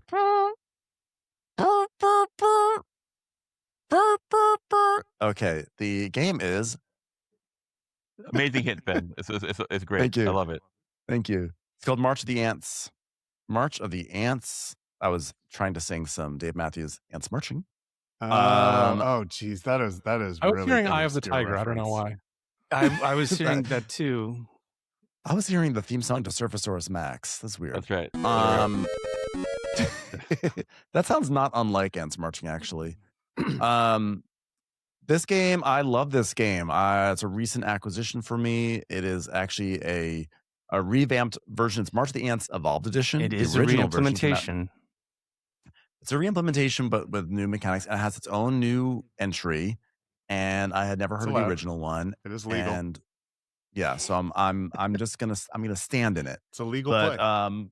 But this game is a 4X game, but it doesn't take place in space. It takes place in the space of an anthill. Essentially, it's just everyone is this a rival ant colony, and you are exploring, you are expanding, you are exploiting, you are exterminating. But it doesn't come with any of the problematic baggage that some of these games can have, because it's sort of modeling ants. And there's card play. You build up your ant. You build up your ant technology, and it doesn't take 12 hours, which is nice. I just find this to be a very fun game. I get like a lot of the fun and the joys and the interaction that I would with the 4X game with this one, and I just really love it. Just played it twice only, but it's I think it's a riot, and I'm a huge fan. It plays in 3 hours. That's right. That's pretty good for 4. Yeah, That's we one I played- want to play more. Yeah, for sure. The distinguishing feature of this game for me so far has been that it has made, in just my 2 games, a number of people, including myself, lose their shit. Yes. I had my moment in the first game, and Jordan had his moment. We played it again. David had his moment of, this game, the stupid game, because I used the sparrow attack card on him, and that was too much. Watch out for those Couldn't fucking take sparrows. it. And then there was the moment where Paul of all people, Paul lost it. Felt that that I'll let him speak for himself, but I think he kind of thought that, Ben, you were a bad person. No. I didn't think that. I know. Like, like everyone Me? sees Ben as like, this, but he's awful. Yeah. I feel like in any 4X, one of the tools that you have to like be able to be okay using is gaslighting. And, and I And feel he like, did. and it's a rare thing that I accuse Ben of gaslighting, but I do. Yep. But to be fair, we talked it out, and we decided that it wasn't gaslighting. It was like gaslighting adjacent. So It was- okay. It was didn't we come up with a term with it? I don't know. But I mean, basically, like, yeah, it was, I exterminated Paul from a tile. And then as soon as I exterminated him, I go, Paul, we were supposed to cohabitate here, even though I was the one who kicked him out. And I blamed him. It's quite. It was great. It's funny. It was funny. You've reached your limit on talking. Shut the up. It's a great That's so game. worth it. Really fun.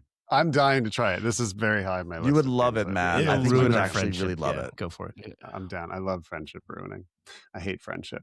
I already did my number 4. Trey, we're in the top 3, everybody. Congratulations. Only an hour and 25 minutes in. We're in our top 3. We're killing it. Trey, what's your number 3 game of 2025? All right, my number 3 is Old King's Crown, and this is just based on a single play, so I I would not be surprised if this is my number one looking back in a few years. Jordan was kind enough to invite me over and do a 2-player teach of the game.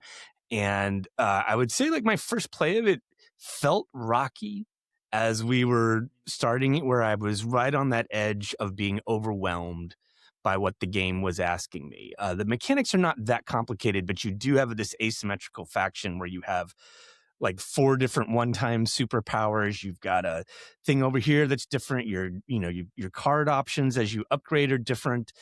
There's, it's hard to see exactly what the levers are when you first play it. But then once you got into it, you very quickly kind of start to understand the rhythms of the game and where it can kind of go wrong, and ended up having kind of a really fantastic time. And in such a way that it also suggested it's like, okay, now I'm really interested in playing the other factions.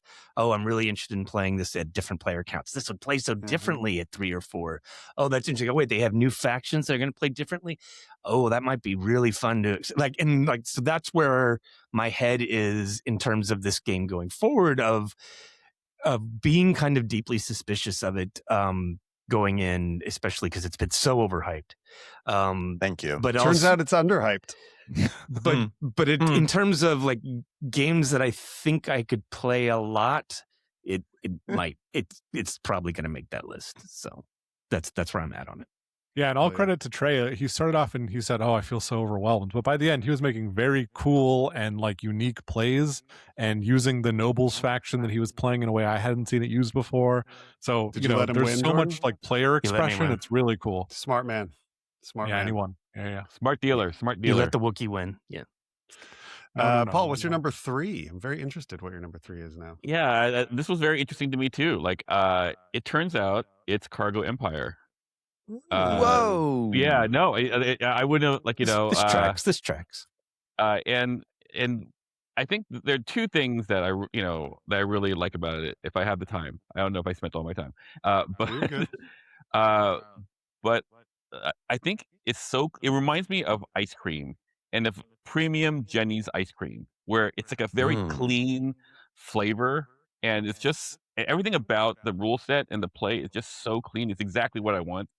And the first play of this, like Dimitri beat Ben and I very handily. And I was going like, oh, this is so clean that he can access this and just crush in a way where I'm like literally going, what the hell are you doing? Like, I know he's not cheating, but I'm going like, this doesn't make sense. So like that accessibility plus the streamlinedness of the rules and the play, I just thought was like what I wanted for this year. It's got anime art. I didn't expect that. Yeah, that's the thing. So yeah, it's weird. It's so on one side, it looks like Ticket to Ride Europe. Yeah. And then you flip the board over and it's anime.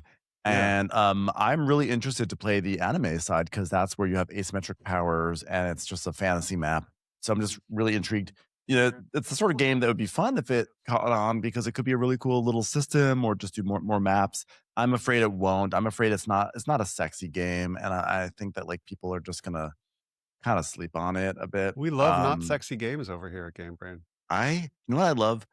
I love a big unsexy game. Yeah. I like give me just a unsexy, the real boner game. killer of a game. The way these characters though I seem so detached from the core game is kind of Barrage like. Like Barrage is such a great game, but then you also have like this weird international cyberpunk artwork that's I think everyone just ignores entirely. It's like despite this terrible art and theming, Barrage is a great game. Yeah. Yes, please don't have any anticipation that this anime art is going to inform what you're going to be doing. It's nothing. It's putting cubes on the map and moving little things around. Amazing. All right, Jordan, what's your number 3? My number 3 is Seljuk, game, the latest in the Levian campaign series, originated by Volko Runke, and this instance designed by Justin Facino. It's SELJUK, in case anybody wants to be looking at it. That's right. SELJ. Yep, that's right. That's right here. It's got honestly great art for this. Not an series. obvious spelling. There you go. It takes place in 1068 to 1071. It is a game about the Eastern Roman Empire, the Byzantine Empire, and the Seljuk Turks, who were in conflict over a battle at Manzikert during this time. And this was kind of That the old chestnut. yeah, that's right. The kind of the beginning of the fall of the Byzantines. This is a GMT. It is. Yeah. If you've played Levien Campaign, Nevsky, Plantagenet, etc., this is my favorite of that series, I think, because what it adds is factions that are asymmetric, almost like root factions, where one is much more mobile and they're on horse, and the other one's got, a lot more armor. They, one side's invading the other. It's more asymmetric. The way these lords operate is different.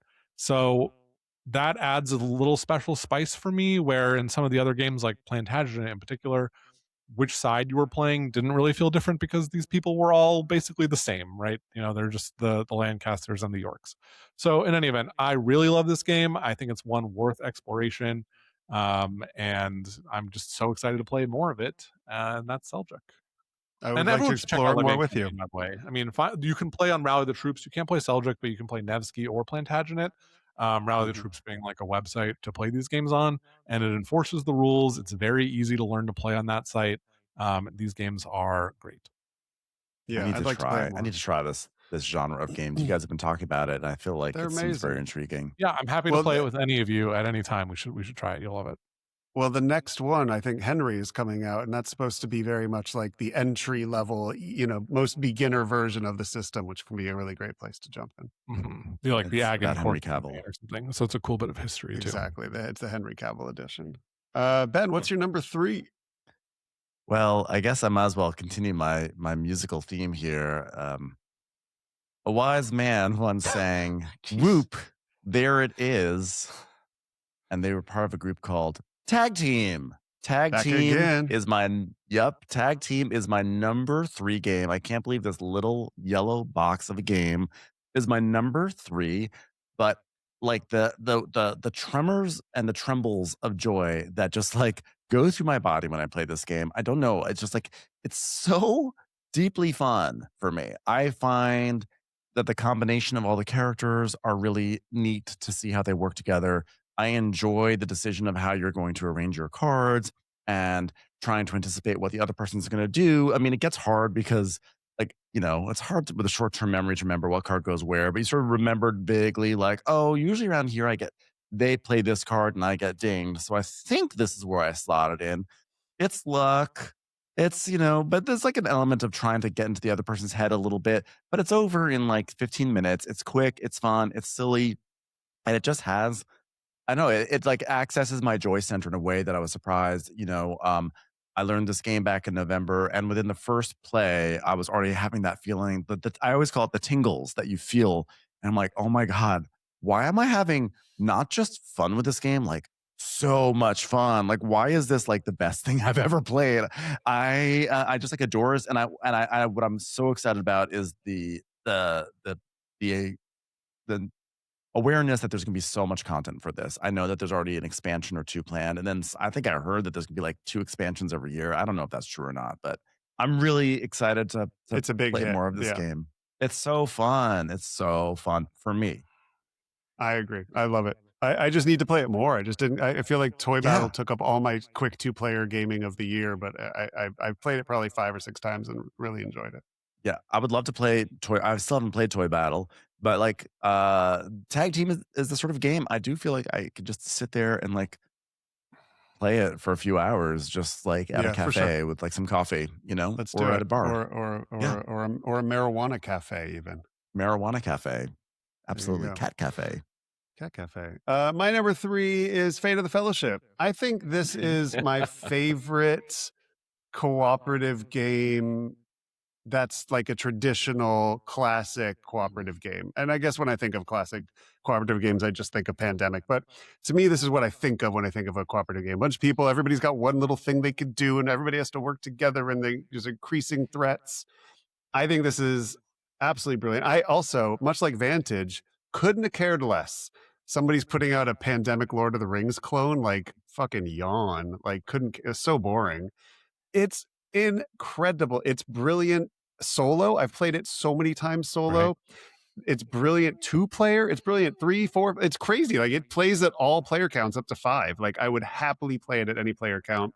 I think it's really interesting. Every time feels so different. Like they did not need to give you a giant stack of missions in this box. The game would have worked fine if it was just every game you got to throw the rings into the thing, and that's what you'd expect a Lord of the Rings pandemic game is. But like the fact that every game you have to complete 3 missions before you can do that, and there are so many that come in the box that make the game completely different strategy. And then on top of that, there are so many more characters than I would have expected them to put in this box too. This genuinely feels like the most generous board game I can remember coming out in a long time. Like it feels like it came out with 3 expansions in the box, and it's just something that board games don't do anymore. You end up buying a game that feels like 20% of the game, and then over the next 5 years you'll get the rest of it. They gave you all of it, and I genuinely still hope they do more, but like they don't need to.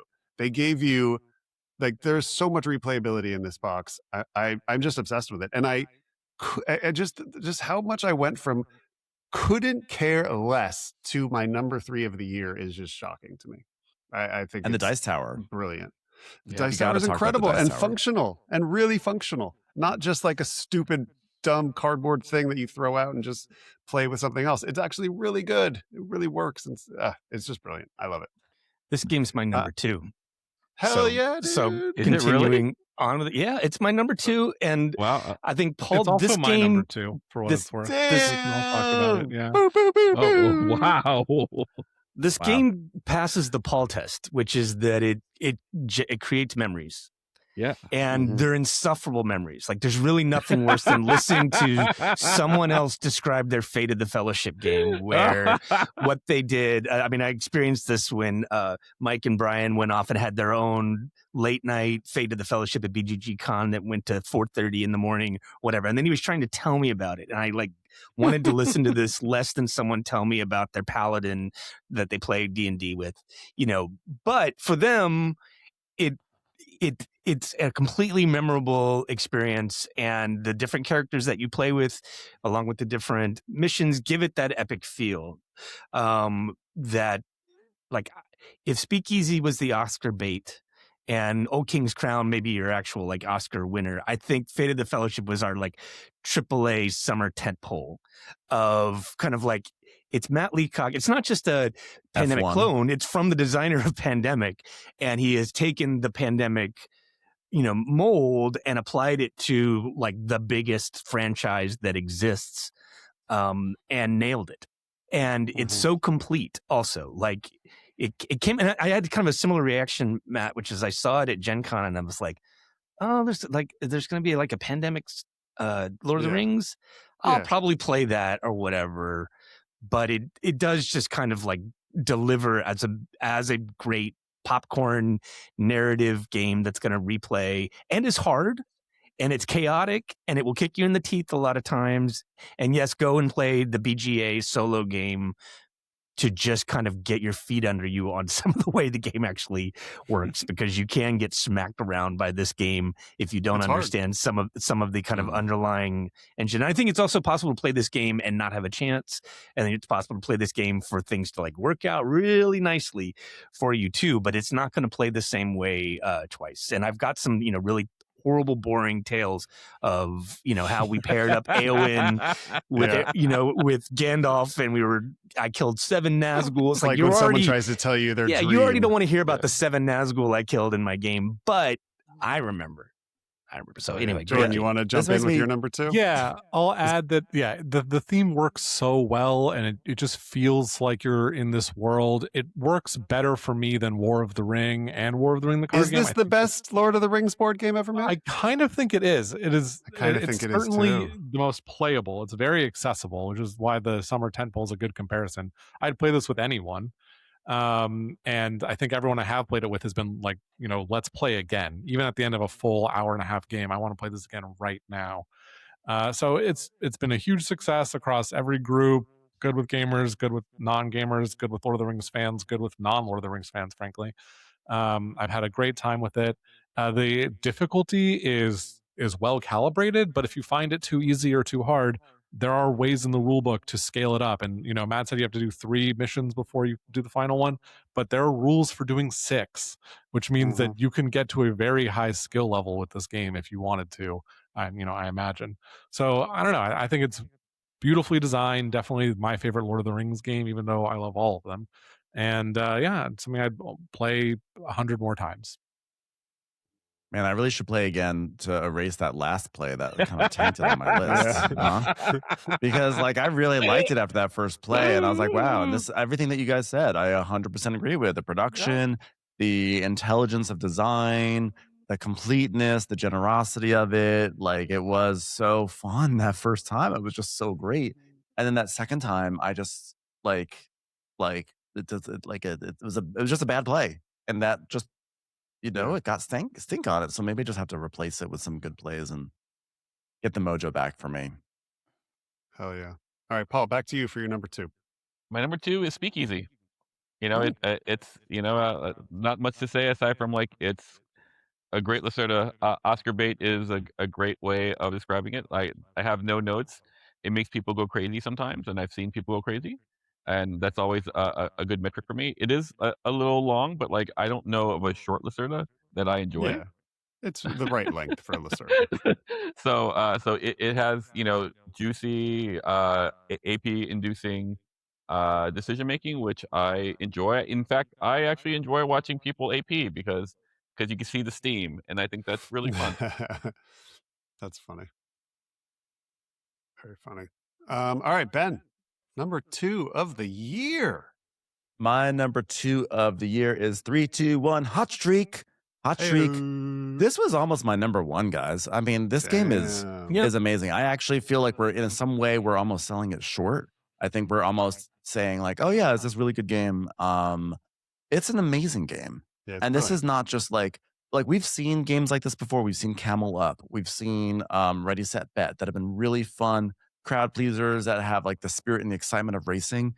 This one, to me, is a step above because you do have that fun, element of betting on NPCs that you don't really know which way they're going to go, which is a very Camel Up thing, but it's tied beautifully to a theme and it's tied masterfully to a very intelligent production where you have this box that's part of the game and you pull out the field, and that's always a big wow moment when people haven't seen it. And there's a second wow moment, which is when you talk about how the mascot, when they place, you put it on the box, they're like, whoa, for some reason the pedestal of it all really kind of impresses people. But it's fun, it's hilarious. You will have times where you are dying of laughter with this game. If you get a game that's a little bit more humdrum, it comes alive. And I played this with a wide swath of people, played this on New Year's Eve, played it just last week, 3 times in a row in one night. It works. It's funny. It's engaging. You want to play more of it. I want to see more content with it. I want to see maybe some other, I don't even know if I want other cards because it's so perfectly balanced, but maybe some of the betting stuff. Sometimes it doesn't feel like there's totally interesting decisions around that, but also who the fuck cares? It's about the race. It's you just need do a different core set with a slightly different board with where there's different places where there's stars and things like that, and then just do 4 new mascots and a couple new cards, and I'll buy it. Yeah, I think honestly, the bets are just a minor way to get you to have some buy-in behind some of the outcomes, and then as soon as you have just enough of a buy-in, you're gonna cheer. But it's I think it's brilliant. It looks wonderful. So I think it's a cut above, and yes, it feels like a light party game, but I think that there's more under the hood there in terms of just the thought process that went into making this game that really deserves recognition. To me, it's a very easy number 2, if not number 1, but it's just number 2 for me. Target's going to sell millions of this eventually. Yeah, for sure. Once they can mass produce it and somehow make it cheaper, probably too. My number 2 of the year is the Elder Scrolls Betrayal of the Second Era. I was so annoyed that this game existed because I own so much Too Many Bones. One could almost say I own too many bones. And I was just annoyed that they came out with a better version of Too Many Bones. And I was ready to go Just go screw yourself, Chip Theory Games. You took all my money and now you want more. But it is sometimes you just have to. You got to go up to the mountain. You got to face God, and you got to look him in the eye, and you got to You say, gotta buy that third edition of Indonesia, you know? exactly. Damn. Yes. Damn right you will. Damn right you will. Yep. Yeah. It's You know just it's good it's for you. better. It's better than Too Many Bones, and it is different, but it's just better. This is maybe the only game on my list that I can almost guarantee I will be playing in 5 years because it is going to be such a wonderfully expanded game. It's so this is the entire game is character creation. If you love character creation and min-maxing leveling up your heroes in World of Warcraft or whatever RPG you're playing, if that's your favorite thing, which skill path am I going up? Which weapon proficiency am I taking? If you love that part of a game, they made a game that's the whole game. All the rest of it is just a structure for that, but it's just level up your RPG hero the game. And it's not a 20-hour campaign. God, I'm so thankful they didn't make it that. That would have killed the game for me. It is a 3-session campaign. It is 1 day or 3 game nights. And that is so smart of them to do that. Everyone should be doing that. All campaigns should be 3 game nights, and then make your game replayable, so that I want to play those 3 game nights many times with different characters and different storylines and different outcomes. No more of the 20-hour campaigns, guys. Nobody finishes them. I don't know who those people are. They don't exist. If not you, then who? Yeah. Exactly. nice. Should I the think of this like Kingdom Death Monster? Is this or is No, it- no, not at all. Not at all. I mean, I Not- was just no, looking no. at the picture. Like, how many dice does this game come with, Matt? 1 billion. Too Come many over. dice. Come over next week, and we'll play 2-player. It sings at 2-player. That's exactly where it should be. I'm not interested in playing this 3 or 4-player. It's a 1 or 2-player game, and you'll love it. You'll love it. It's so much fun, and it's really a kind of game that you can min max the hell out of. There's a great YouTube channel called, I think it's called Playing Games with Daniel. He made his entire channel just based on this game. He gives these great guides to, like, he does top 10s, he does this, he does how to best to play these characters. It's so min-maxable. Like, you could this is a lifestyle game. This is a game you could make your only game. And I do why love a there's- good min-max game. That's true. No, you'll love this one. I think it's the best thing Chip Theory Games has ever done. That's my number 2. And here we go, guys. We made it to the number 1 pick of the year. These games are going to have huge amount of weight in our meta list that Trey's going to be telling us when we get to the end of this. Boys, gents, gamers, Trey, what is your number 1 game of 2025? All right, my number 1 game is I'm speaking from the heart. Is Thiefdom. I love that. Interesting. I loved it. I loved this Wow. game. I felt like I hadn't played anything like it. I felt clever doing my little capers. I love this designer, Juma Al-Juju, who did, Clans of Caledonia is one of my all-time favorites. I don't think it's just a Terra Mystica ripoff. It's like its own game on its own. And this is a really meaty game. I think the only thing that holds it back at all is that it does have a little bit of what Paul would describe as some bullshit, which is like you can like create some little point loops where you're kind of rinse and repeating, and it is up to other people to kind of break you out of that. And so that is part of the game, that sometimes you can kind of get a little point loop going and people have to react to that. But I thought the interactive mechanisms of programming your thieves, things are going to be sequenced in such a way, you're very much having to live in other players' heads of what do I think this player is going to do? I need to sequence this correctly. And then when things go wrong, it's awesome. Like it's awesome when things go great, and when things go wrong, kind of like in the Ricochet Robot style, but this is so much better. Fantastic things happen, and you're kind of your head explodes. And so very rich game. There's a lot going on to it, and I think it's just that like this game isn't really here yet, right? Like Matt, you have a copy, but mostly I don't. Can people get their hands on this? Because it feels like this should have gotten more attention than it has, and it Yeah, I hasn't. think it just shipped with. I mean, if you were smart enough to trust Juma Juju would make better games or games that are as good or in the same running as Clans of Caledonia, it shipped along with the expansion to that. So I don't know how many people took that risk. I just was like, this guy. I just want to know what else this guy designs because that's one of my favorite games ever. So I Yeah, I definitely bought took it a off their risk on that. website too after not participating in the Clans of Caledonia campaign, so it was freely available to buy there. It's definitely completely under the radar of all board game content creators outside of us. I think I haven't heard anybody talking about this game. Yeah, never heard of it. I've never played it. Okay. No, I'm not saying it in a bad way. I'm a Cargo Yeah. Empire Yeah. girly, you know? Yeah.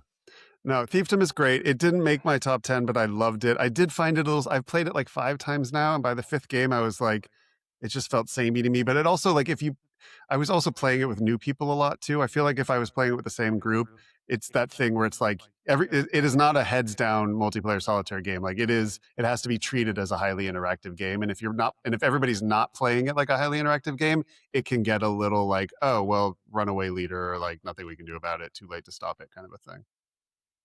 I'm afraid to play Jordan in this game a lot. This game might get a little bit samey, but I also feel like, if I keep playing Jordan's gonna figure this one out and he's gonna be really deadly at it. But it's also, I'd like to play this with people that know what they're doing because I think it will kind of get elevated. I had the same concern Matt did because I've played like 3 or 4 games, and actually you can find a play of it on Optimal Plays channel. I taught it to 2 friends there on YouTube. Great. And I'm worried about getting samey, but I'm hoping that it feels that way, Trey. That it feels like, okay, I'm still in the honeymoon phase, and like we can have some real sharks and get deep in the strategy. Also, like a small expansion could really open it up too, I think. Yeah, like another type of building and some other stuff. Really cool pick, Trey. Paul, what's your number 1 game of the year? It's probably the game that requires the most skill per our discussions, like in the past, Matt. Like so it's obviously Hot Streak. How strong are you with your God? He did it. He did it. I knew it. And it's like I said at the beginning. Like I think this year it's really fun forward, joy forward stuff, and it's just it's like dopamine on tap. It's just so good. Yeah, the heart wants what the heart wants, Paul. Yeah, I know. You had to go with it. This is I definitely will a say- Paul game. I will say that at the same time, like I hear everyone's like it like Trey, you said it was like it felt like it's going down because you played a lot, and Jordan, you said similar, and I go like, oh, I can see that happening too. But like every time I introduce it to someone new, like Right. what happens is they go, I don't get this, and then by the end it goes, oh, let's play again, and that Yeah. rejuvenates. 100%. Hot Yeah, Streak. the Big year life for of the Hot game Streak. is how many people do you know? Because the first play Yeah. is the Oh. best, and then I got all 3 people. I don't know. I think I showed all 3 people. I have not found. I feel that maybe I'm privileged in that I've not experienced the whatever the waning? mehness that you guys are in, the waning. I have found that it's been vibrant every single time. It is possible. Like it is one of those games where because you kind of you flip like 8 or so cards at the beginning, and I think you should impose if the cards look boring, you should just reschedule. Like if there's a lot of just straights, a lot of green cards and straights, like that's going to be a boring game. You want chaos. You want Mhm. crazy stuff to happen. And so if that initial entry of 8 cards is too straightforward, we had one of those games at Tom's the other night, and felt like that was. It was just almost like a straight sprint. And it's like, well, that's not what this is supposed to do. It's supposed to be wacky, and I think guys are falling down and turning around and running off the board and crashing into each other. It's like, no, they just numbers went up that one time. All right, So, wait. I got a funny Hot Streak question. Okay. Like, obviously, all of the mascots are created equal. There are none that are better. But in my head, there are mascots that I just naturally think are better. Let's each say which mascot you think is OP. I'll start. Fish always wins. Fish is OP. I was gonna Fish say is Mum. just better than the Mum. I was going to say Mum. Mum too. Fish is the weakest. Mum. I think. What? Mum is- No, Fish I had- kills. No, Let me tell you something. feel- I played Fish is a big 9 loser. races in a row last Friday, and Fish never got more than 3rd place. Hot And I dogs kept on always betting on stupid Fish money. being like, Hot "Is it dogs gonna really turn the stupid corner?" money. And let me tell you something. Oh, hot dog never wins. On Hot dog's 3 or garbage. 4 different races, the fish made it to the finish line and was ahead of the pack. Stayed there. And either turned around or just somehow fell over, and just did not place or just got trampled to death. I swear to God, that fish is cursed. Oh my Like, God, that's so for funny. me- In the meta of my home, fish. Like OP, if you, OP we fish. just race to get to bet on fish. It doesn't even matter. Like, Fish always I- wins. I feel like I think fish is OP, and I actively play against fish. like my motto in the game is "fuck fish." Fuck fish. It's It's a quote adaptation. That's I right. would like, by the way, I would like to make say a message to the publisher. Is it CYMK, whatever Yeah. it is. In your future editions, could you put like a little sticker or something so we know which mascot goes into which slot when you pack it up? Yeah. Because on the field, the bear it goes bear, hot dog, fish, mum, left to right. But when you put them in the thing, they're all in a totally different order. And that that's interesting. has driven me nuts. I mean, for that alone, it should be just dropped down to number 15, but I'll give it a Yeah. pass. Great rule book. Very great. Yes. Clean. Jordan, your number one game of the year. It's Old King's Crown, the best It's game of Old the year, in King's my Crown. opinion. It's so this game, designed and illustrated by Pablo Clark, has the best art of the year for sure. I mean, every piece of art. In the game, Best art of all time, Jordan. it's like a Studio Ghibli. Every piece of art is like a Studio Ghibli quality piece of art. It's incredible. And then the game itself is just so compelling. You have these factions that are honestly minorly asymmetric. They all start with the same deck of cards. You got 5 abilities, you got 5 cards you can buy, but they feel so different and so unique. You can feel so clever. There's so many different levers to pull on, strategies to play, even within a given faction. It's just and the game, I don't know, it just trusts you to do something smart with all of that. It hands you a bunch of tools and says, do something crazy with these. And most of the time you can. And I'm still learning more about it as I play, even playing with Trey. He showed me something I hadn't thought of before. As a first time player, there's so much depth. There's new factions coming. It's just a game I want to play again and again and again. And will have the staying power for me of something like Guards of Atlantis. So I don't know. I think it's just incredible. It's a slam dunk, best game of the year. I play it. I can't emphasize more how good I think it is. Ben, I will let you do our final number one of this podcast because my number one also is Old King's Crown. So I'll jump in here. It was the number one game of the year the first time I played it. It's the number one game of the year the 10th time I've played it. If they can figure out how to release more factions, which they're already working on, and they're balanced, and any game with a combination of different factions can play different and interesting, it's a top 3 game of all time for me, probably. It's definitely a top 10 game of all time for me now, but it could become a real all-timer go-to lifestyle game if they can really keep adding new ones that make the game play differently and keep it fresh, new kingdom cards. If you want to hear more, you can just listen to Jordan and my podcast episode where we raved about it for 90 minutes. But yeah, it's to me, it's the game of the year. Ben, take us out with your number one. My number one of the year is Speakeasy by Vital Lacerda. I can't believe that this has happened to me. I not only meaning I had started to fall out of favor with him. Earlier, I think Trey, you said that Speakeasy feels like Oscar bait. To me, Inventions and Weather Machine felt like Oscar bait. That was like The Post and Lincoln. Okay, but this one to me reminded me of The Departed. If we're going to continue the analogy. A fantastic genre film that deservedly won Best Picture in my eyes. Jordan is right. I don't think that this is a massively innovative Lacerda. You could find ways into the innovation. There are some interesting things that you could be like, no, that is innovative. We all know truly when we see something that's innovative. I think he took worker placement and made just a masterpiece out of it. I think this game is incredibly fun. It is my favorite Lacerda. I'm not going to say it's the best Lacerda because I think you could probably make an argument for Kanban or from Lisboa or On Mars. Gallerist. There's the Gallerist. I haven't played that enough. But there's, you could make an argument that there is innovation in those games, that they're doing really interesting, big new things. But this one is just doing something so beautifully well, like just chef's kiss worker placement.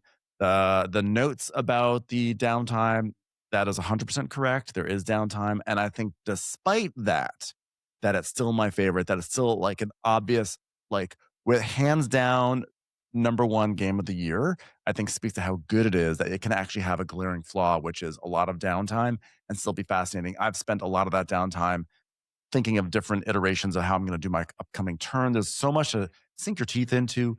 It's beautifully presented, beautifully shown. And I remember actually I kind of backed it on a whim because I was again cooling off on Lacerda. And I just sort of backed it because I think Martin Fowler over at Heavy Cardboard really liked it. And for some reason I was like, oh, well, if Martin likes it, I'm gonna like it. And when I was looking at playthroughs, I was like, I don't really see what the game is here. It's like you can make some whiskey, you can move it around. Like, what's happening here? And then just playing it, it's like my eyes opened up. I was like, wow, this is fun and interesting and agonizing and tough and just brilliantly, cleanly designed. Or maybe not clean, but it's just perfectly calibrated. I can do nothing but stand for it. I love Speakeasy. It is my number one. Oh yeah. Please play it with me soon because now it's sold out I everywhere. would love I can't to. get a copy. I'll play it with you. So we have some Let's, results. Yeah, Trey, let's hold off on that. Let's end with that. Why don't we, in reverse order, we'll just do our quick best new to me game of 2025, whether it was, not released, not a game that's on your top 10, best other game you played in the year. We'll go reverse order. I'll start. Best new to me game I played this year is Magical Athlete. It is my children's favorite game. I've played it more than any other game this year. I play it 3 nights a week in my house. I play it a lot. Kind of hate it at this point, but it is definitely the best new to me game. It is my children's obsession. I cannot they have stories about these characters. They have this is the game of their childhood, which is so strange. Like I've never seen them become this every night after dinner. Do we have time for Magical Athlete? Do we have time? And we have to limit it to only 3 nights a week because otherwise it drives us crazy. My kids have metas. They have all the cards memorized. Only my son can read. My daughter can't read. They don't need to read the cards anymore. They know them all. It's hilarious to me how much this took over my household. But it's brilliant. And it definitely captured my children's imagination. Magical Athlete. Ben, what is your best new to me game of 2025? There were some amazing, amazing, amazing games I played for the first time. And it's really hard just to bring it down to this one. It could go between, it could be a 3-way tie. I'm going to choose Oranges and Lemons because I just love it. I love it, love it, love it. It's a good classic Euro. Again, worker placement. It's to me, it feels like a cozy worker placement game. It's a big old map of old England. It's like London, foggy London town, looks like a picture book. I have a soft spot for these boards that look like picture books of our youth. Troyes is one of them. Praga Caput Regni, this one. It's a really it's a nostalgic feeling game because it's not saying hey, we have to do bells and whistles. Although ironically, bells are it's big thing. Yeah. But it's I wasn't even trying to be funny. It's not trying to reinvent the wheel. It's not coming in all breathy and sweaty to be like, look what this one does. It's like, here's some really good worker placement. And we'll give some interesting twists on it, which are ironically the bells, which can soup up a spot. I think it does what it does cleanly. And there is something to be said about just using classic board game mechanics and knocking it out of the park. So Oranges and Lemons I love it.